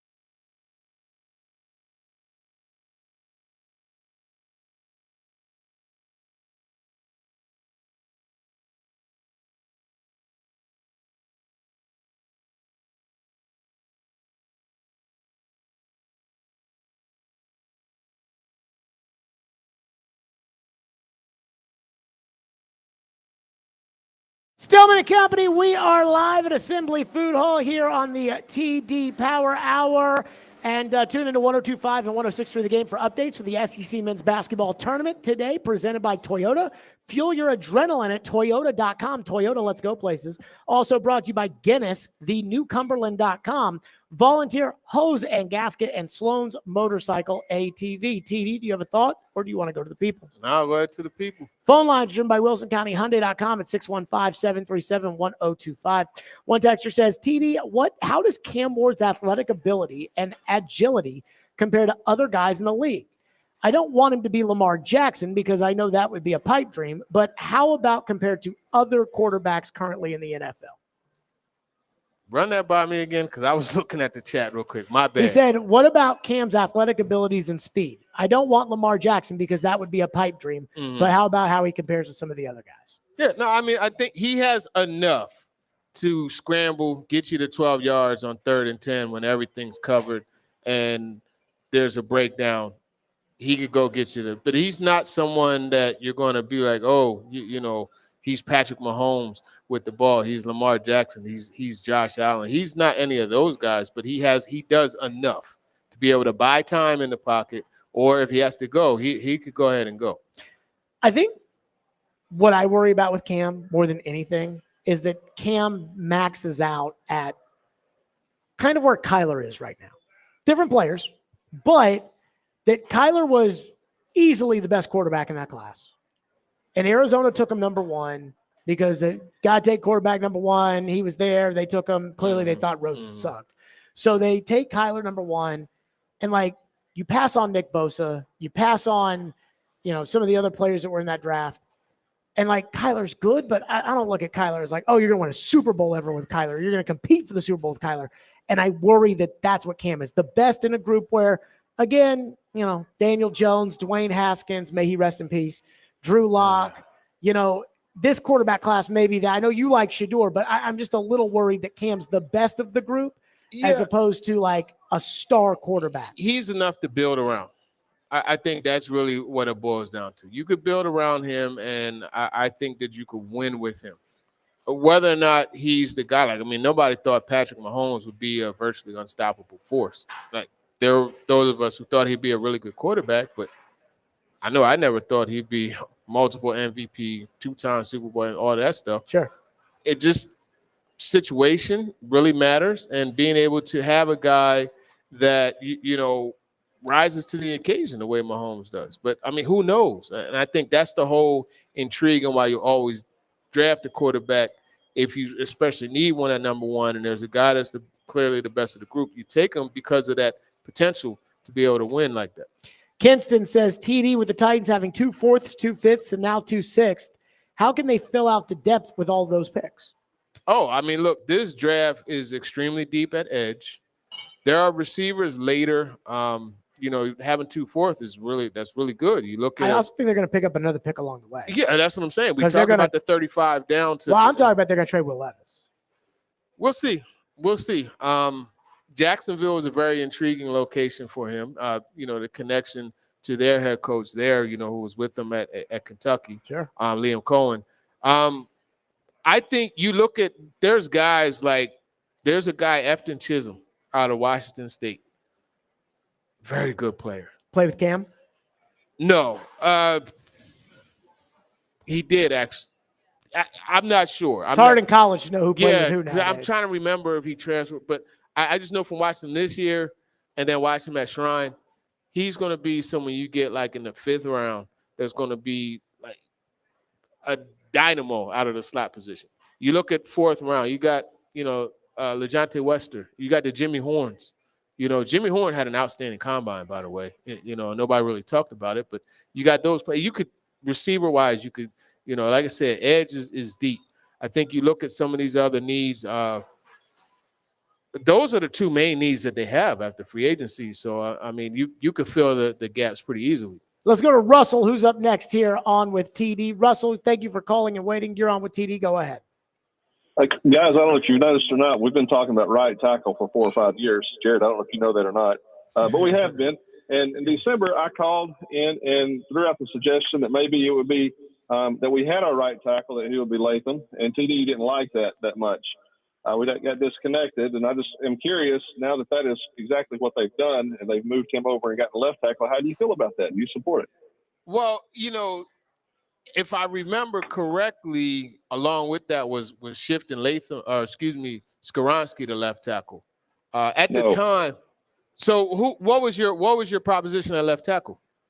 Well, just to that it might be easier to find a left tackle than a right tackle, since we weren't having luck at finding a right tackle. Like, keep Skoronski at guard where he is, and then go out and find somebody, draft or sign somebody like we just did. Just maybe we'd have a better shot at finding a left tackle. Okay, so it wasn't a concrete plan; it was a suggestion. Thank you, Russell. Yeah, well, look, I still am not fully in favor of flipping Latham too, and I said it in the beginning. Like, if this thing doesn't work out, like you redirected his career to right tackle, and it may have been a move that wasn't a good one. At that time, I remember, because I was thinking about what was available in the draft. Typically, good left tackles don't come available. Correct? Sure. I mean, you just paid $20 million for an average right tackle, left tackle. So that being said, looking at that, and then looking at Kelvin Banks, looking at Will Campbell, who around that time had just gotten dominated by Kyle Kennard. I don't see those guys as suitable left tackles, right? And then to draft one of them, which is going to require a high pick, and flip Latham to the other side, I wasn't in agreement with that. You know what I mean? I understand what they're doing here. We're going out and getting the left tackle and Dan Moore, but frankly, I would have left Latham right there and done what we've been saying do the last 3 free agent periods and go get Morgan Moses. Sure. So I personally, to answer the caller's question, I think that could have been done differently. I don't make the calls. They do. And hey, look, my check's cash regardless, so I'm okay. Sure. I mean, I'm not in favor necessarily of drafting Cam Ward over Sam Darnold, but I mean, they don't give a rat's ass what I think. So right. Let's go to Ed in Jersey, who's up next here on with TD. Ed, thank you for calling. Go ahead. Hey, guys. Jared, I'm going to take the opposite side of the coin in the comment you made about Callahan. I think drafting Ward gives him more rope, because the way I think about it is, why would you draft a rookie quarterback and only give him 1 year in a system before changing it and go to a different system? I think he gets 2 years, and I just wonder your guys' thoughts about linking the rookie with the tenure of a college. Does that give him more confidence in Callahan staying a bit longer and getting more time? Thanks, Ed. Well, I guess the Bears head coach last year wishes that was the case. Right? Gerard Mayo. No, the Bears head coach. No, I know, but Gerard Mayo. Gerard, yeah, look, those are two right there examples where they drafted a guy high, fired the coach, and brought in. I think so. The way this was set up, if they didn't take a quarterback, like when Abdul Carter was the talk, it made sense to me in that, okay, you bring him in, he's your guy, your number 1 pick. You rock out with whatever quarterback you have. Next year, if it doesn't go right, Callahan's gone, and now it aligns to where you get a head coach and then you get your quarterback. So I don't think Cam coming affects Brian Callahan either way. The bottom line is they have to win, and they definitely have to beat the Patriots. He's on the hot seat. Yeah. Oh my God, I can't wait for that. He's on the hot seat. They've said he's on the hot seat when the team president, and not whatever Brinker, but like the president, the CEO of the team says, we're going to hold him accountable. Yeah. He's on the hot seat. Remember the story, yeah. Like, he's on the hot seat. Yep. Like, if you could say, like, well, I think you can think whatever you want to think, but that's not the truth. The truth is that he's on the hot seat. Let's go to Freddie and Franklin, who's up next. Freddie, you're on with TD. Thank you for calling. Go ahead, Freddie. Hey, guys. How much, from the GM's perspective or a talent scout's perspective, how much where a guy plays, how much do they take that into account? Because guys who play out in some jabroni conference obviously face a different level of talent every Saturday than the guys in the SEC or the ACC. That's a good question. I remember time goes so fast. I was about to say 4 years ago. It was nine years ago. I remember talking to Joe Douglas about this very thing when he was in Philly. And we talked about, because he noticed that I always like the smaller school players. Sure. I'm not talking about small school saying, Coastal Carolina. I'm talking about small school Like you're talking about a small school like Morgan State or something like that. Sure. And the one thing that he said that made so much sense is if it's a lower competition, that guy has to scream off the page, like scream off of the page. Andrew Rupchich did that, watching him like, yeah, that dude he's different from everyone else. You know what I mean? And that's really the main thing. It's all a projection. It's a little bit more of a projection when you're looking at a guy like that and project. Ali Marpet is a good example also. He was a D3 school guy. He went to the Senior Bowl and he dominated one-on-ones, and he ended up being a higher pick, and he was a starter for the Bucks and even a starter on their Super Bowl winning team. Sometimes, you have guys that stand out, and okay, yeah, this is one. And then that guy is able to turn around and go against better competition. Carson Vincent, for example, out of Alabama A&M. Alabama A&M. I'm over here getting choked up. He is a guy that went to the Senior Bowl and stood out, and that's what you want when you're looking at a guy from a smaller school. Now you go SEC, you're like, okay, all these guys probably are pro football players. So who's standing out? And it's a lot easier to project from that. Floyd told me when it was between McNair and Kerry Collins, he kept asking himself, what would Kerry do at Alcorn State and what would Steve do at Penn State? And he decided that Steve would be better at Penn State than Kerry was, and that Kerry wouldn't be able to do things at Alcorn State, so he took Steve. Do you realize how much that dude lit it up at Alcorn, man? Oh, he was on the cover of Sports Illustrated. It was crazy. Back when that mattered. It was crazy. But I also think too, to that point, there is a lot of unknown and a lot of just your gut. Again, Floyd said, I said, how would Steve do at Penn State? But you don't know how Steve would do at Penn State. So you're taking that kind of unknown risk, and that's where you get paid. Yep. Sometimes guys trick you. Like I remember Devin Thomas versus Deshaun Jackson. You couldn't tell me Devin Thomas coming out of Michigan State wasn't going to be the truth. Sure. And he ended up being not so good. And Deshaun, we know what he did. It was funny is it's always good to talk about guys that I knew he was going to be good. No one thought he'd be good. They got drafted him. He was good. What's more fun is, I thought this guy was going to be so good and he sucked. Yep. Do you remember Mike Williams at USC? Yep. I thought that dude was going to be the freaking truth, and he sucked. He got chubby. He got screwed by that Maurice Claret deal because the judge originally ruled in his favor and then ruled against him. But TD, great stuff as always. Good to see you out here for the TD Power Hour. Be sure to listen to Talking with TD as we get you set for the draft as well. Stillman and Company. I have a bone to pick with Joe Rexroad. Uh-oh. That's something new. We'll get to that next. Stillman and Company. What did you about the game?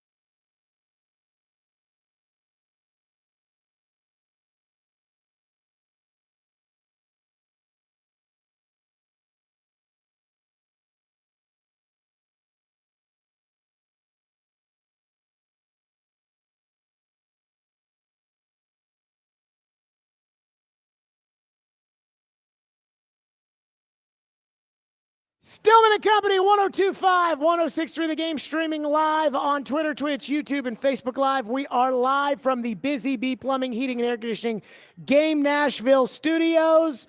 We are live at Assembly Food Hall here, presented by the Southern Bank of Tennessee. And I believe, Ian, they are setting up for a University of Kentucky event here at Assembly Food Hall. They got the blue and white pom-poms. They got the little UK logos on the tables. They got some sort of VIP. They got it roped off. Yeah, they're playing tonight. Some sort of VIP Kentucky event that's about to go down. Do they know you went to Louisville? Well, I'm just going to say, Kentucky's had a great season. They're ranked 15th right now in the country. I'm very, very happy for them and wish them very good luck here in the SEC basketball tournament. It's not as good as being 13th like Louisville is, but 15th isn't anything to scoff at by any stretch of the imagination. Okay, speaking of bones to pick, I have a bone to pick with Joe Rexrode. So this morning I was on Robbie and Rexrode, and we were arguing about the direction of the Titans. And look, I said I didn't like it when Rand Carthon got fired and Chad Brinker got bumped up. I didn't like it. I still really don't like it. I'd say start over. And instead, the Titans said, no, you'll see. Rand, they didn't say Rand was the problem, but there was a lot of Rand was the problem. They didn't want to say it, but their actions said it. And since then, they've gone out and done things that I complained about every single day for multiple years. I've told the right tackle story every day on this program for 3 years. Last year, they went into the draft with no tackles. 5 minutes after free agency opened, they had a starting left tackle and a starting right tackle. I talked about the injured guys. Tajay Spears didn't have an ACL. L'Jarius Sneed had bad knees, taking risks on guys that, well, he was hurt, but you'll see he'll be okay. Will Levis is an injury issue. These guys, 17 games for Xavier Woods, 17 games for Dan Moore, 17 games for Cody Barton, 16 games for Kevin Zeitler, 17 games for Van Jefferson, 17, 17, 17, 16, 17, 7. I love it. Again, the number one ability in the NFL is availability. I've talked about the old man Floyd Reese. He was an injurist. He didn't like you if you were injured. Just like a racist doesn't like you with your race. He didn't like you if you were injured. He was an injurist. And so the Titans have done a lot of things. So far, it's early, that I like. And this morning, Joe Rexrode said that because I have been positive with some of the things they've done, that it was fanboying over the Titans front office. Here's what he said. Titans should be adequate on the offensive line, which is certainly much, much, much better than it's been the last couple of years when they've been winging it with 270-pound centers and Andre Dillard and right tackles playing left tackle. So you're in your fanboy phase with this front office. Do you? In all seriousness, how is that a fanboy phase? Do you dispute anything that I just said? No, but you're well. The thing that I would question, and again, I'm not going to sit here and claim to know. I mean, none of us know, but I'm skeptical of Dan Moore. I mean, I understand that he got better last year. And we would all agree, like if we're comparing him to Nicholas Petit-Frere or Dillard, okay, fine. Yes, it's an upgrade. But if I would argue that if he doesn't take a pretty significant step, even from last year's improvement, then it's still a problematic spot for a team that also has a real question at center. I mean, are they better? Yes, I think they're better. If they could get to middle of the pack, I think I don't think you can ask too much more, but I'm not sure they can still with this group. I mean, you just seem a little optimistic for me. Okay. So here's where I think we have to delineate the difference between, hey, I believe in them a little bit, or I like the moves they've made, and I'm all in on my guys, baby. There's a big difference between the two. In the case of what Joe is, what he's doing is he's playing the referees here. He's moving the goalpost. He is arguing that because I'm not slamming the Titans, which I have been doing all the time, that now it's fanboying because I think, yeah, this will be better than it was 2 years ago when Andre Dillard and Jalen Duncan gave up 21 sacks. I think TD said the Titans at right tackle gave up 23 sacks this year. Last year, Dan Moore led the NFL in sacks allowed at 12. That is still significantly better than 21 and 23. Dan Moore averages 8.5 sacks a year. I'm telling you right now, Dan Moore is not going to be perfect. Dan Moore is going to go up against elite edge rushers, and he's going to get beat, and the quarterback is going to get sacked. But nowhere near as much as the quarterback was getting sacked before. Again, I like the fact that the Titans have fixed right tackle. J.C. Latham can play right tackle in the NFL, and it'll be fine. Plays 17 games a year, showed enough last year that that's spots filled. They've stopped signing and trading for injured players, and they haven't made, in my opinion, any mind-numbingly stupid decisions like taking a guard with the 11th overall pick. Now, if they take Will Campbell, number 1 overall, we'll have problems. But to me, calling it for what it is and saying, hey, that was a good move. When it's a good move, Dan Moore, to me, that's a good move. But Jared, he's not Trent Williams, and you don't get Trent Williams in unrestricted free agency. Laramie Tunsil has taken a step back, and the Houston Texans traded him for basically a second, a third, and a fourth. If the Titans traded a second, third, and a fourth for Larry, you go nuts. What about our draft capital, Jared? Dan Moore is a 26-year-old solid starting left tackle, as in he starts all the games. He's solid because he doesn't get benched. When you've had bad left tackles like Andre Dillard and Jalen Duggan, they get benched. When you've had bad right tackles like Nicholas Petit-Frere, a.k.a. PT. When you have bad right tackles like PT, they get benched. He doesn't get benched. Well, Jared, they've tried to replace him. Kaharski wrote that the reason they draft Troy Fautanu was because Troy Fautanu fell to them in the draft. They weren't expecting it. They took him, and guess what? No matter who they've drafted, Broderick Jones, Fautanu, they haven't been able to get Dan Moore out of the lineup. That's a good, to me, that's a good move that this team needed. Well, what do you want me to do? Slam them? No. But again, if I don't say something bad, I'm a fanboy. If I say something bad, I'm just, he's just got an agenda. So there was a Reddit thread on me, like the Patriots people were like, what is this guy? He says Vrabel's a real a-hole. What do we make of him? And they're like, he's terrible. I'm like, Vrabel was an a-hole. Like, that's calling it how it is. Phones, 615-737-1025, Stillman & Company, 1025 The Game.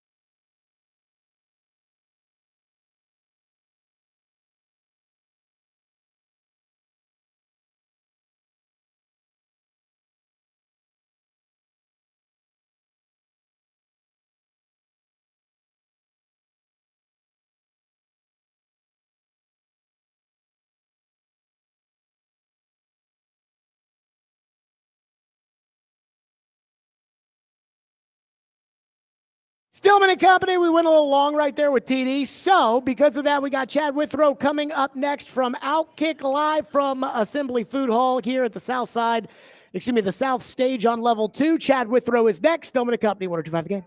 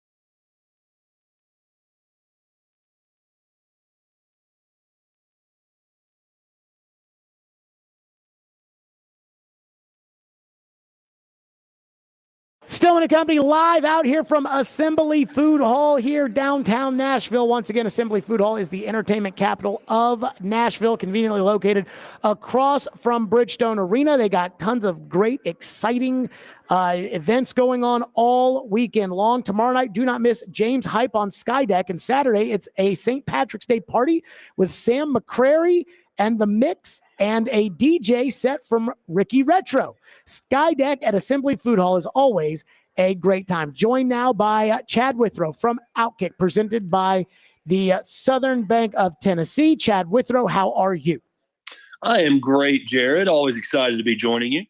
So I want to start with this, which is today Charles Robinson was on, Robbie and Rex wrote. I mean, this is obviously not any groundbreaking news, but based off the free agent moves the Titans made, they weren't interested in Sam Darnold. They weren't interested in Russell Wilson. They weren't interested in Aaron Rodgers. They weren't interested in any kind of big name starting quarterback. Even the little name starting quarterbacks like Mac Jones, they weren't interested in him from what I've been told.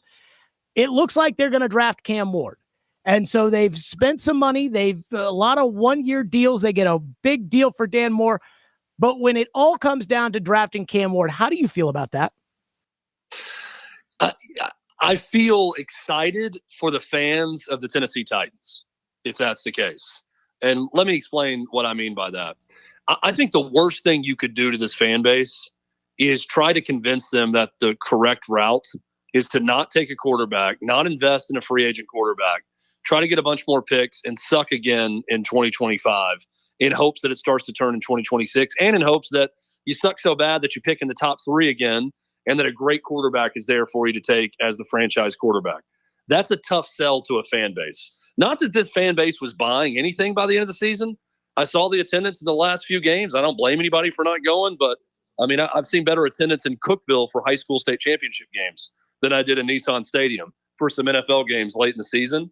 So if you wanted to risk this fan base checking out even more, then I think you go that route. Now, I'm not saying that's not the appropriate route. You do have to hit rock bottom before you can become a contender again. And if that was the plan, I would understand the thinking of the Titans, but I also understand that it's a tough sell. Again, I've been consistent with this from the start. If you believe in Cam Ward or Shedeur Sanders or any quarterback, then you take them with the number one overall pick. But what this guarantees more than anything, Jared, is that the excitement level will be there with this fan base in this market because they've got a young prince that's coming to town to hopefully save this team. And that's what the good news about all of this is you're going to have plenty of fodder on your show to talk about because everyone is going to get themselves excited about Cam Ward. Yeah, it's funny you say that because my opinion on Cam Ward hasn't changed, but I do think the fans' opinion since the end of the season has changed as far as Cam Ward is concerned. But I ask you this, which is, what do you make of the free agent moves? They pay top dollar for what's an average starting left tackle. I mean, I know that there's the stat out there, and I thought this was incredibly misleading. The Athletic said he's allowed the most sacks and the most pressures over the last 4 years.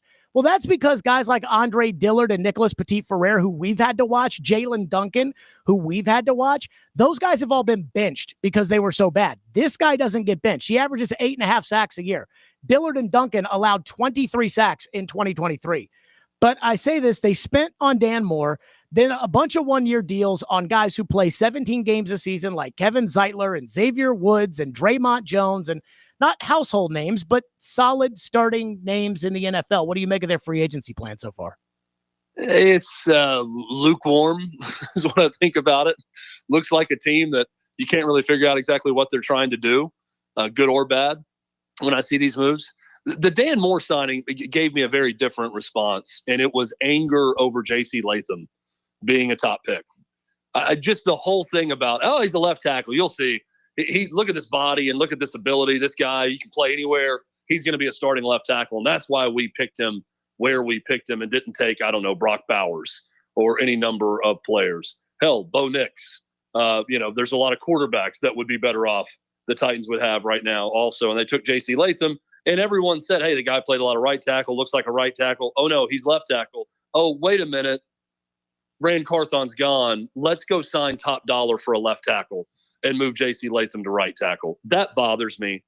That's another admission of a mistake. Not that J.C. Latham can't turn himself into a great right tackle and it'll be fine, but I just don't like that whole element of this.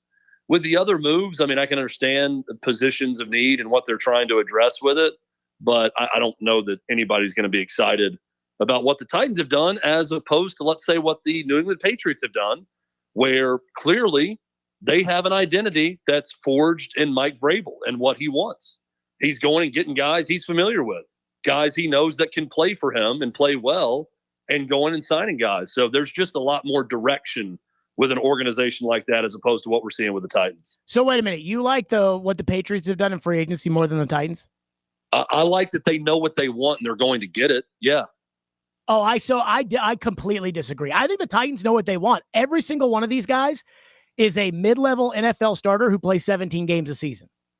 Like, they just want guys like that. Xavier Woods is a safety who plays every snap for the Carolina Panthers last year.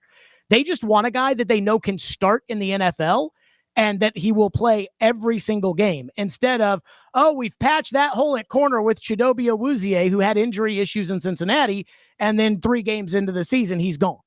Like that I like. With the Patriots, I feel like Harold Landry, Robert Spillane, Milton Williams was a nice pickup, but I don't like what the Patriots have done. I think they're just spending money to spend money. I think the Titans actually they're going and just filling holes with guys that play 17 games. I actually like it, Chad. Well, that's crazy that you like something the Titans have done. Thank you. I'm impressed. Good job. Look, if that's what they're doing, then yeah, I can understand it. But let me defend Vrabel and the Patriots and Harold Landry for a bit.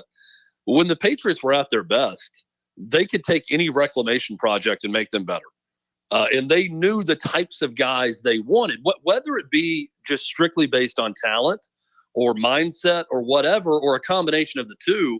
They seem to always get it right with guys they brought in, right? Like Randy Moss is the classic example, who looked like he was maybe done, but because of the talent, they took a chance on him and it paid off big time for the Patriots. So I do think there's some level of that with Harold Landry. I don't think he's going to go and set the world on fire anymore with the Patriots. I do think he's going to be a lot better than he was at the end with the Titans.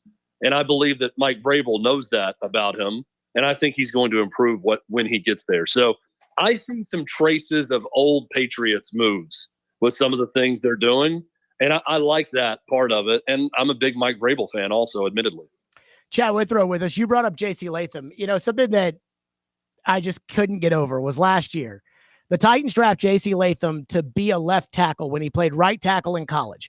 And Rand Carthon and Brian Callahan got up there. And basically, it felt to me like they treated everybody like we were all stupid, saying like, of course he can play left tackle.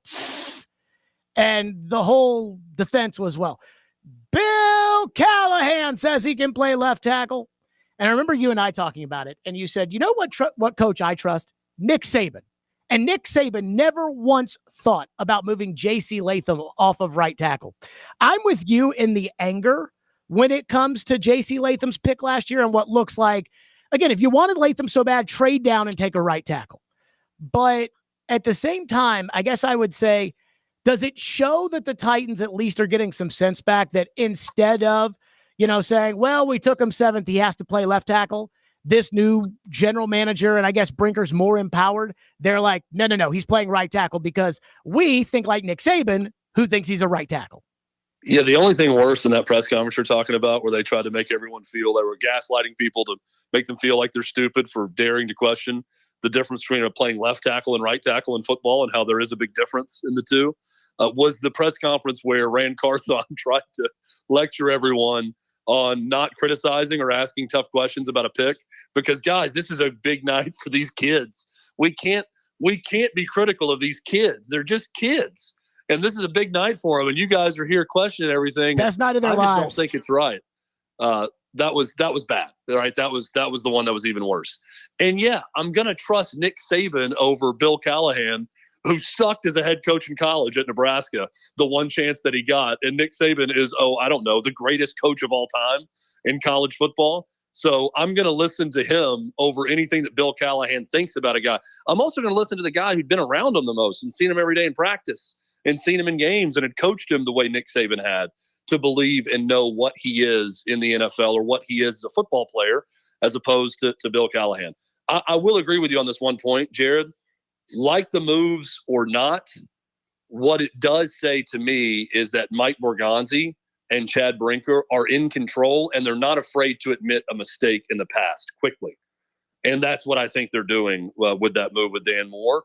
And I do like that part of it, because what you don't want is someone that's so stubborn and they're so loyal to their own opinions, even if it's old opinions, that they can't adjust and adapt. And you got to adjust and adapt quickly in this league. So I like that they're at least admitting that mistake, even if they're saying, basically without saying it, it was Rand Carthon's mistake and not our mistake.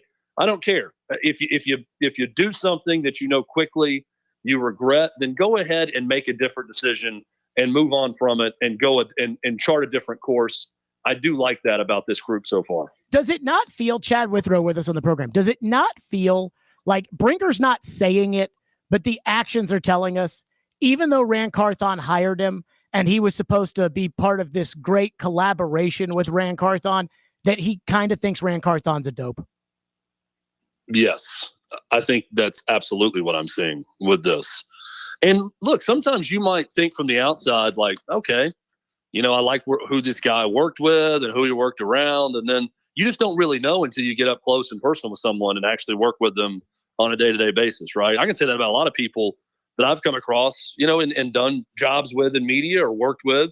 Like, you think one thing of them when you on the outside, then you get with them. And sometimes you think a lot more highly of them when you work closely with them. And other times it's the opposite of that. So no, I do believe that there's some admission that, I'm not going to say an all out dope the way you phrased it, but that Rand Carthon was not doing a good job. And they heavily disagreed with a lot of the things that he was doing. And I think we're going to see more admissions of that with some things they're probably going to do.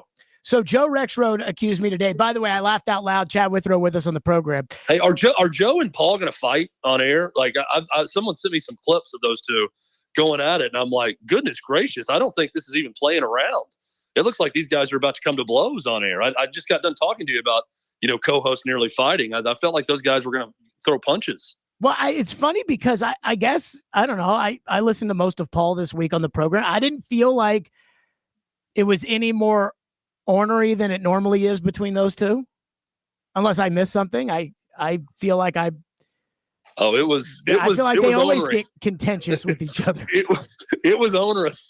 I can tell you that from what I saw. The first time, the earlier in the show, when Joe was going after Paul, he got very angry, and then Paul got very angry later with it, which I just kind of sit back and laugh at what they're arguing over. But man, that was anyway. That was just a separate aside.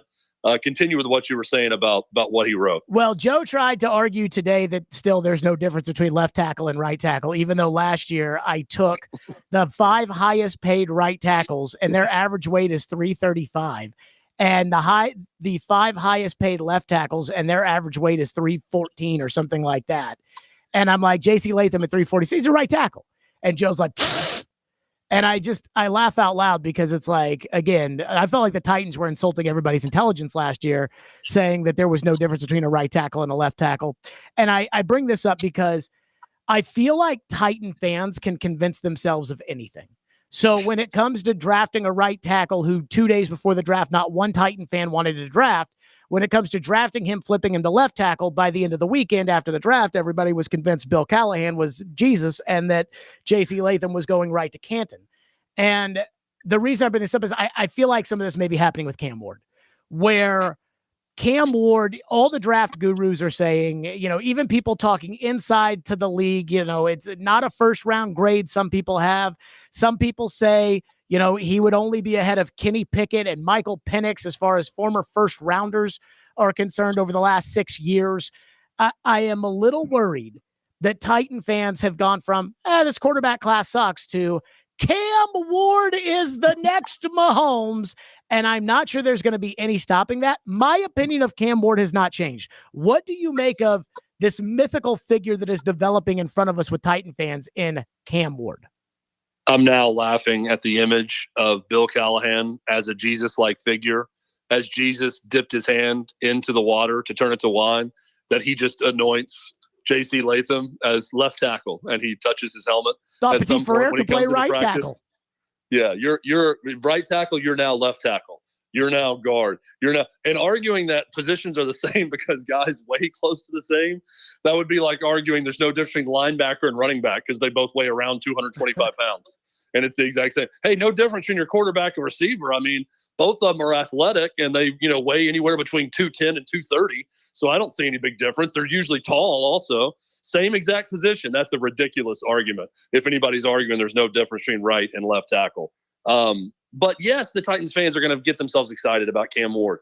And I can show you plenty at Miami that gets me excited about Cam Ward. I'm not all out on Cam Ward. I never was. I'm not all in on Cam Ward the way I was with Michael Penix, who I still love. And if someone is saying that he's rated ahead of Michael Penix Jr. coming out of college, that's great news to me because I think Penix is going to be a heck of a pro. So, look, Titans fans can find their way to get excited about anything, and that goes the same for any fan base. And any quarterback you draft, they're going to buy in on them. So I think you're going to see a lot more of that as we get closer to the draft. And if these signs that we've been given, this evidence that we see, becomes more and more clear that it is going to be Cam Ward, that hype train is only going to gain steam as we get closer and closer to draft night. Chad Withrow is presented by the Southern Bank of Tennessee. Chad Withrow, again, your bank, the Southern Bank of Tennessee, your bank for small business. The hot seat awaits next. Stillman and Company, 102.5 The Game.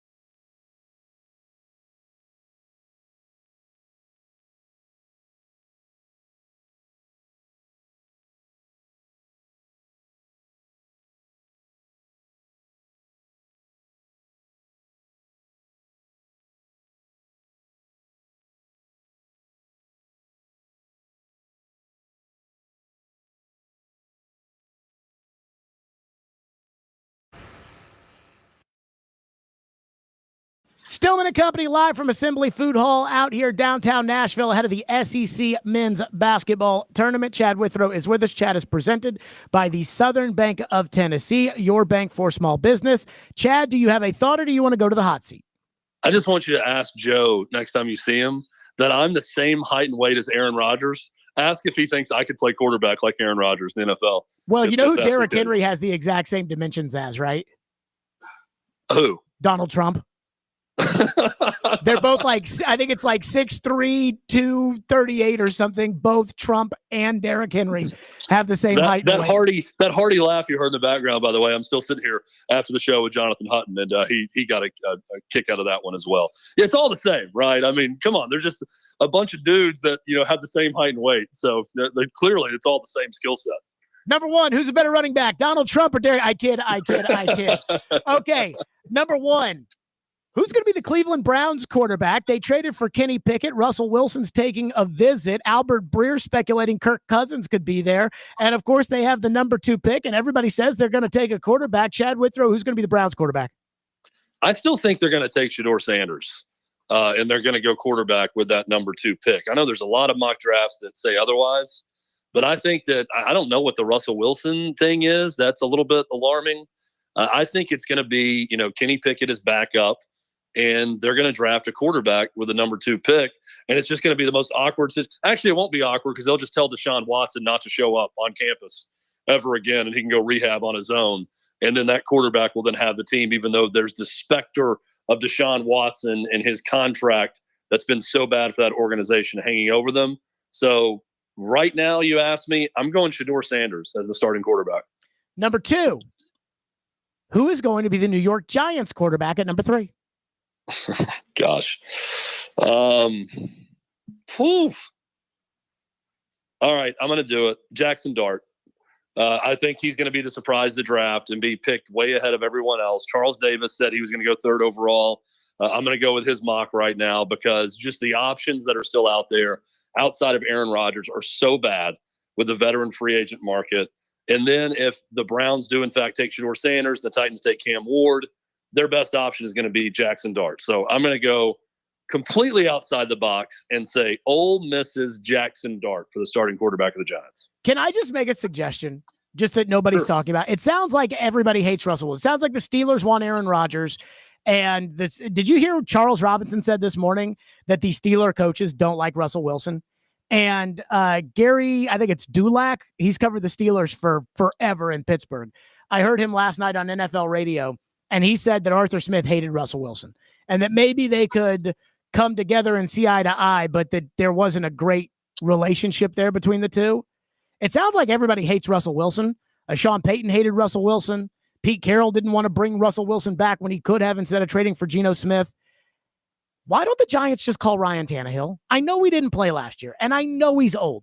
But if you're in the market for Aaron and you're in the market for Stafford, and you might reluctantly have to go with Russell, or you might have to overdraft Jackson Dart, why not just call Tannehill? He's not bad. And it's, again, a lot better than I think some of the other options out there. I was surprised he didn't get an opportunity last year with someone. So I'm not sure where his desire is to play at this point, or if he was putting off vibes that he wasn't really all in on joining a team. I'm not really sure. Because I'm with you. Of the options out there, Ryan Tannehill's is good, or if not better than most of them. And I would put Aaron Rodgers in that category also. I think Ryan Tannehill, if he came back to playing like the Ryan Tannehill of a couple of years ago, which we don't know that he would, but if he did, it's not going to be that big of a difference with Aaron Rodgers at this point in Aaron Rodgers' career. So I'm not sure, but I can't really answer it because I don't know where Ryan Tannehill is in his headspace about wanting to play. Number 3, as a Tennessee fan, how important is the SEC basketball tournament to you? It means zero to the fortunes of this Tennessee team in the SEC tournament. And I've seen it so many different ways. I've seen Tennessee teams that, go on a great run and get to the championship game. I think the year they lost to Auburn, but they beat Kentucky in that classic game in the semifinal. And then they go and they play a bad game in the Sweet 16, or not the Sweet 16, the second round, and lose to Michigan. Feels like, by the way, Hunter Dickinson was on that team and feels like light years ago, and he's still playing in college at Kansas. Either way, then you see a game like last year. They come to Nashville. They get the double bye. Dalton Connect, everyone's wanting to see him play. They tip it off in the afternoon against Mississippi State. They get run out of the gym by Mississippi State in their first game. And they go to the Elite Eight, and they're a few points away from going to the Final Four. Mississippi State, meanwhile, who looked great in that game, gets blown out by 18 by Michigan State in the first round. I just really don't think it matters as much as I go along. Now, the teams that are on the bubble, Texas's win over Vanderbilt yesterday was clearly big. Oklahoma with a big opportunity. They needed that against Georgia last night. It means a lot for those teams to win some games, make sure they're locked in, and maybe get a little bit of momentum going. But I really do think for those teams that are battling for the number 1 and 2 seeds in the tournament, those top 4 in the SEC, I'm not really sure how much it matters. I'm going to go ahead and lay a prediction out there too. I think 2 of those top 4 seeds will lose, at least 2 of them tomorrow. They will be one and done, and they will be home getting ready for Selection Sunday. I think half of that top 4 between Auburn, Florida, Tennessee, and Alabama, 2 of them will be gone by late tomorrow night. In all seriousness, though, if you were the head coach, like let's say you're Nate Oates and you get beat tomorrow night, do you care? No, it's all how you spin it, right? Like, I don't think you want to see some bad habits creeping in or anything. But if it's just one of those games where you just don't have it, the other team's playing great, then you're not going to be upset about it. All the focus is then going to go to, matchups in the tournament, where you're going to be going to play, all of those things. So no, I don't think. And I heard Rick Barnes talking about it and was asked how important is success in the SEC tournament. And, he kind of said, well, it's important. He said, any tournament you enter, you want to win. He's talking about preseason tournaments and Thanksgiving weekend tournaments. And so, yeah, you want to go in there with the mentality of trying to win the thing. But I just think if you lose on Friday, especially, it's in your one and done. It's just not that big of a deal. Now, if you get to Saturday and you're in the Final Four of it, I mean, go ahead and win the daggone thing. That would be my mindset, right? If you go that far and you've won the one game and you're in that Final Four, I think that's where the intensity really ramps up, is that semifinal Saturday, the SEC, where the arena's packed and you got teams who are really good left playing. That's when it starts to go to an NCAA tournament feel for those games. I don't know if anybody loses on Friday, they're going to lose much sleep over. Number 4, how worried should Vanderbilt be after dropping their 3rd straight game yesterday to Texas? Mark Byington, after the game, said he was not worried. But how worried should they, A, be about making the NCAA tournament? And B, more importantly, how worried should they be about the way they've been playing? Yeah, I don't think they should be worried at all about making the tournament. I think they're in. And I'm kind of with Mark Byington on this. First off, the season's already a success for Vanderbilt, right? I mean, nobody expected NCAA tournament the way they had been playing under Jerry Stackhouse. He brought in a completely new team to Vanderbilt, and they got to the NCAA tournament in a year where the SEC is the toughest it's ever been. So kudos to Mark Byington. They could lose in the first round, and Vanderbilt fans will be upset about that, but it's a successful year, the fact that they made the tournament. And I think the way they play, Jared, because they're so reliant on three-point shooting, they're so reliant on Edwards getting hot, Tyler Nickel getting hot at times, that's going to come and go. I could see this team getting to the second weekend and being a Sweet 16 team because they get hot at the right time. I could see them being down 19 the way they were to Texas yesterday in the first round against whoever they play because the shots aren't falling. So I say all that to say I don't think that their play the last few games of the season or them playing poorly for most of the day yesterday against Texas, I don't think it's going to have any bearing on their success or failure once they get to the NCAA tournament. Okay. CBS, number 5, CBS and Turner in a conference call said that they are not in favor as of right now of tournament expansion. Meanwhile, Big 12 Commissioner Brent Yormack says that the league should expand, or the tournament should expand to 76 teams. What do you make of NCAA tournament expansion? I think they should go ahead and expand it. And I understand why CBS and Turner doesn't want to. It's the perfect television product right now as is. Like, it is the least effective way to crown the legitimate best team in the country when you're talking about a one and done scenario. It's also the best single tournament in American sports. And I'll argue that till the day I die. So both can be true, right? It's not really fair. It's why you play series in professional sports to see who the better team is when you get one shot at them. But it makes the drama so much. And I'm all for more of that drama. Now, is it going to feel as impactful on Monday and Tuesday if you expand the tournament, you're playing some of these games, and whatever the equivalent of Dayton is, Boise, Idaho, or wherever you want to open with some other opening round games? No, probably not. But I can also understand that we're up to like 370 Division I programs now, 360. And the last time they expanded, it was in the 200s. So when you add a bunch of conferences, a bunch of new teams to those conferences, I can understand it's also okay to add 8 teams to the tournament because you've got a lot more teams competing in Division I basketball. Last one for you, Chad Withrow on the hot seat. Where will Cooper Kupp end up? And does he still have anything left? I think he's probably got a little something left. I mean, I'm trying to think, where is he going to end up? I have no idea. For his sake, I hope it's with a contender. You know, you see Buffalo loading up right now. I mean, they're clearly a team that's still in the window of, we felt like we let one get away last year. We need to get home field advantage in the AFC playoffs and go win a Super Bowl. And they're going for broke on that. I could see him helping a team like the Buffalo Bills. And yeah, I think he's probably got one more. He's not going to be the great Cooper Kupp we've seen with the Rams in the past, but I think he's got a really good season left in him. And for his sake, I hope he ends up at a place where he can probably, do some damage and play well. And maybe the Cowboys as an option for Cooper Kupp too is one that I'll throw out there. But I'm honestly still not quite sure how good the Cowboys are either. So I don't know if they fall into the contender mode of what I'm talking about or not, because that team is so up and down. I said last one. I lied. One more, because we did break this today on our show at the very beginning. Your thoughts on SEC Network's Taylor Zarzour as the next play-by-play voice of the Tennessee Titans? I think Taylor Zarzour will do a good job. I think he's got the track record of someone who has, done stuff for ESPN and SEC Network and all of those things. So he's a pro. He's good at what he does. I think he's going to do a good job. I don't think that part of it is a bad move for the Titans. I will argue this, though. I do think that this decision by them is just sort of another in a line of decisions to me that feel completely out of step with their fan base and with a respect to the Titans in Nashville and what fans want and what fans remember.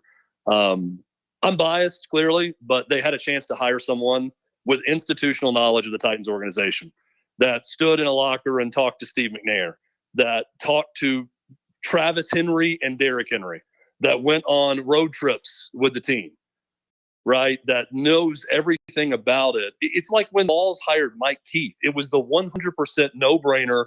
Every Tennessee grad, every Tennessee fan of the state wanted him to be the next guy. They hired him, and it was a celebration. I think the Titans had a chance to do something that would have been bringing someone on with that level of institutional knowledge. And instead, they went with a guy who, to my knowledge, has zero ties to the city of Nashville or the Tennessee Titans organization, probably because he can put on his resume that he's, called games alongside Matt Stinchcomb or whoever he did for the SEC Network. And that part of it, I don't really get. Again, no disrespect to Taylor Zarzour. He's a good play-by-play guy. I think he'll do a great job. But I do think it's just another example of a team that too often makes decisions that kind of fly in the face of what the fan base and what this city and what real Nashvillians and real Middle Tennesseans want at times. And that part of it does make me a little bit mad. So I guess I would argue, because clearly you're talking about Hutton. My point would be this, which is if you were looking for the best play-by-play guy available, maybe that is Taylor Zarzour. Again, I think Taylor Zarzour is fine. If you're looking for the best play-by-play guy, maybe that's him. If you're looking for the guy who probably could resonate with the Titan fans and connect with the Titan fans the best, it probably was Hutton. And I do agree with the sentiment of, are you more worried about how it's going to sound on 3rd and 16 on a, Sunday game against Jacksonville, or are you more worried about your fan base when there's a big sit-down interview of who's doing it? Is it this guy that they don't really know? It's like a sterile play-by-play guy, or a guy that people know, and again, I think has a lot of credibility in Titan circles in Jonathan Hutton.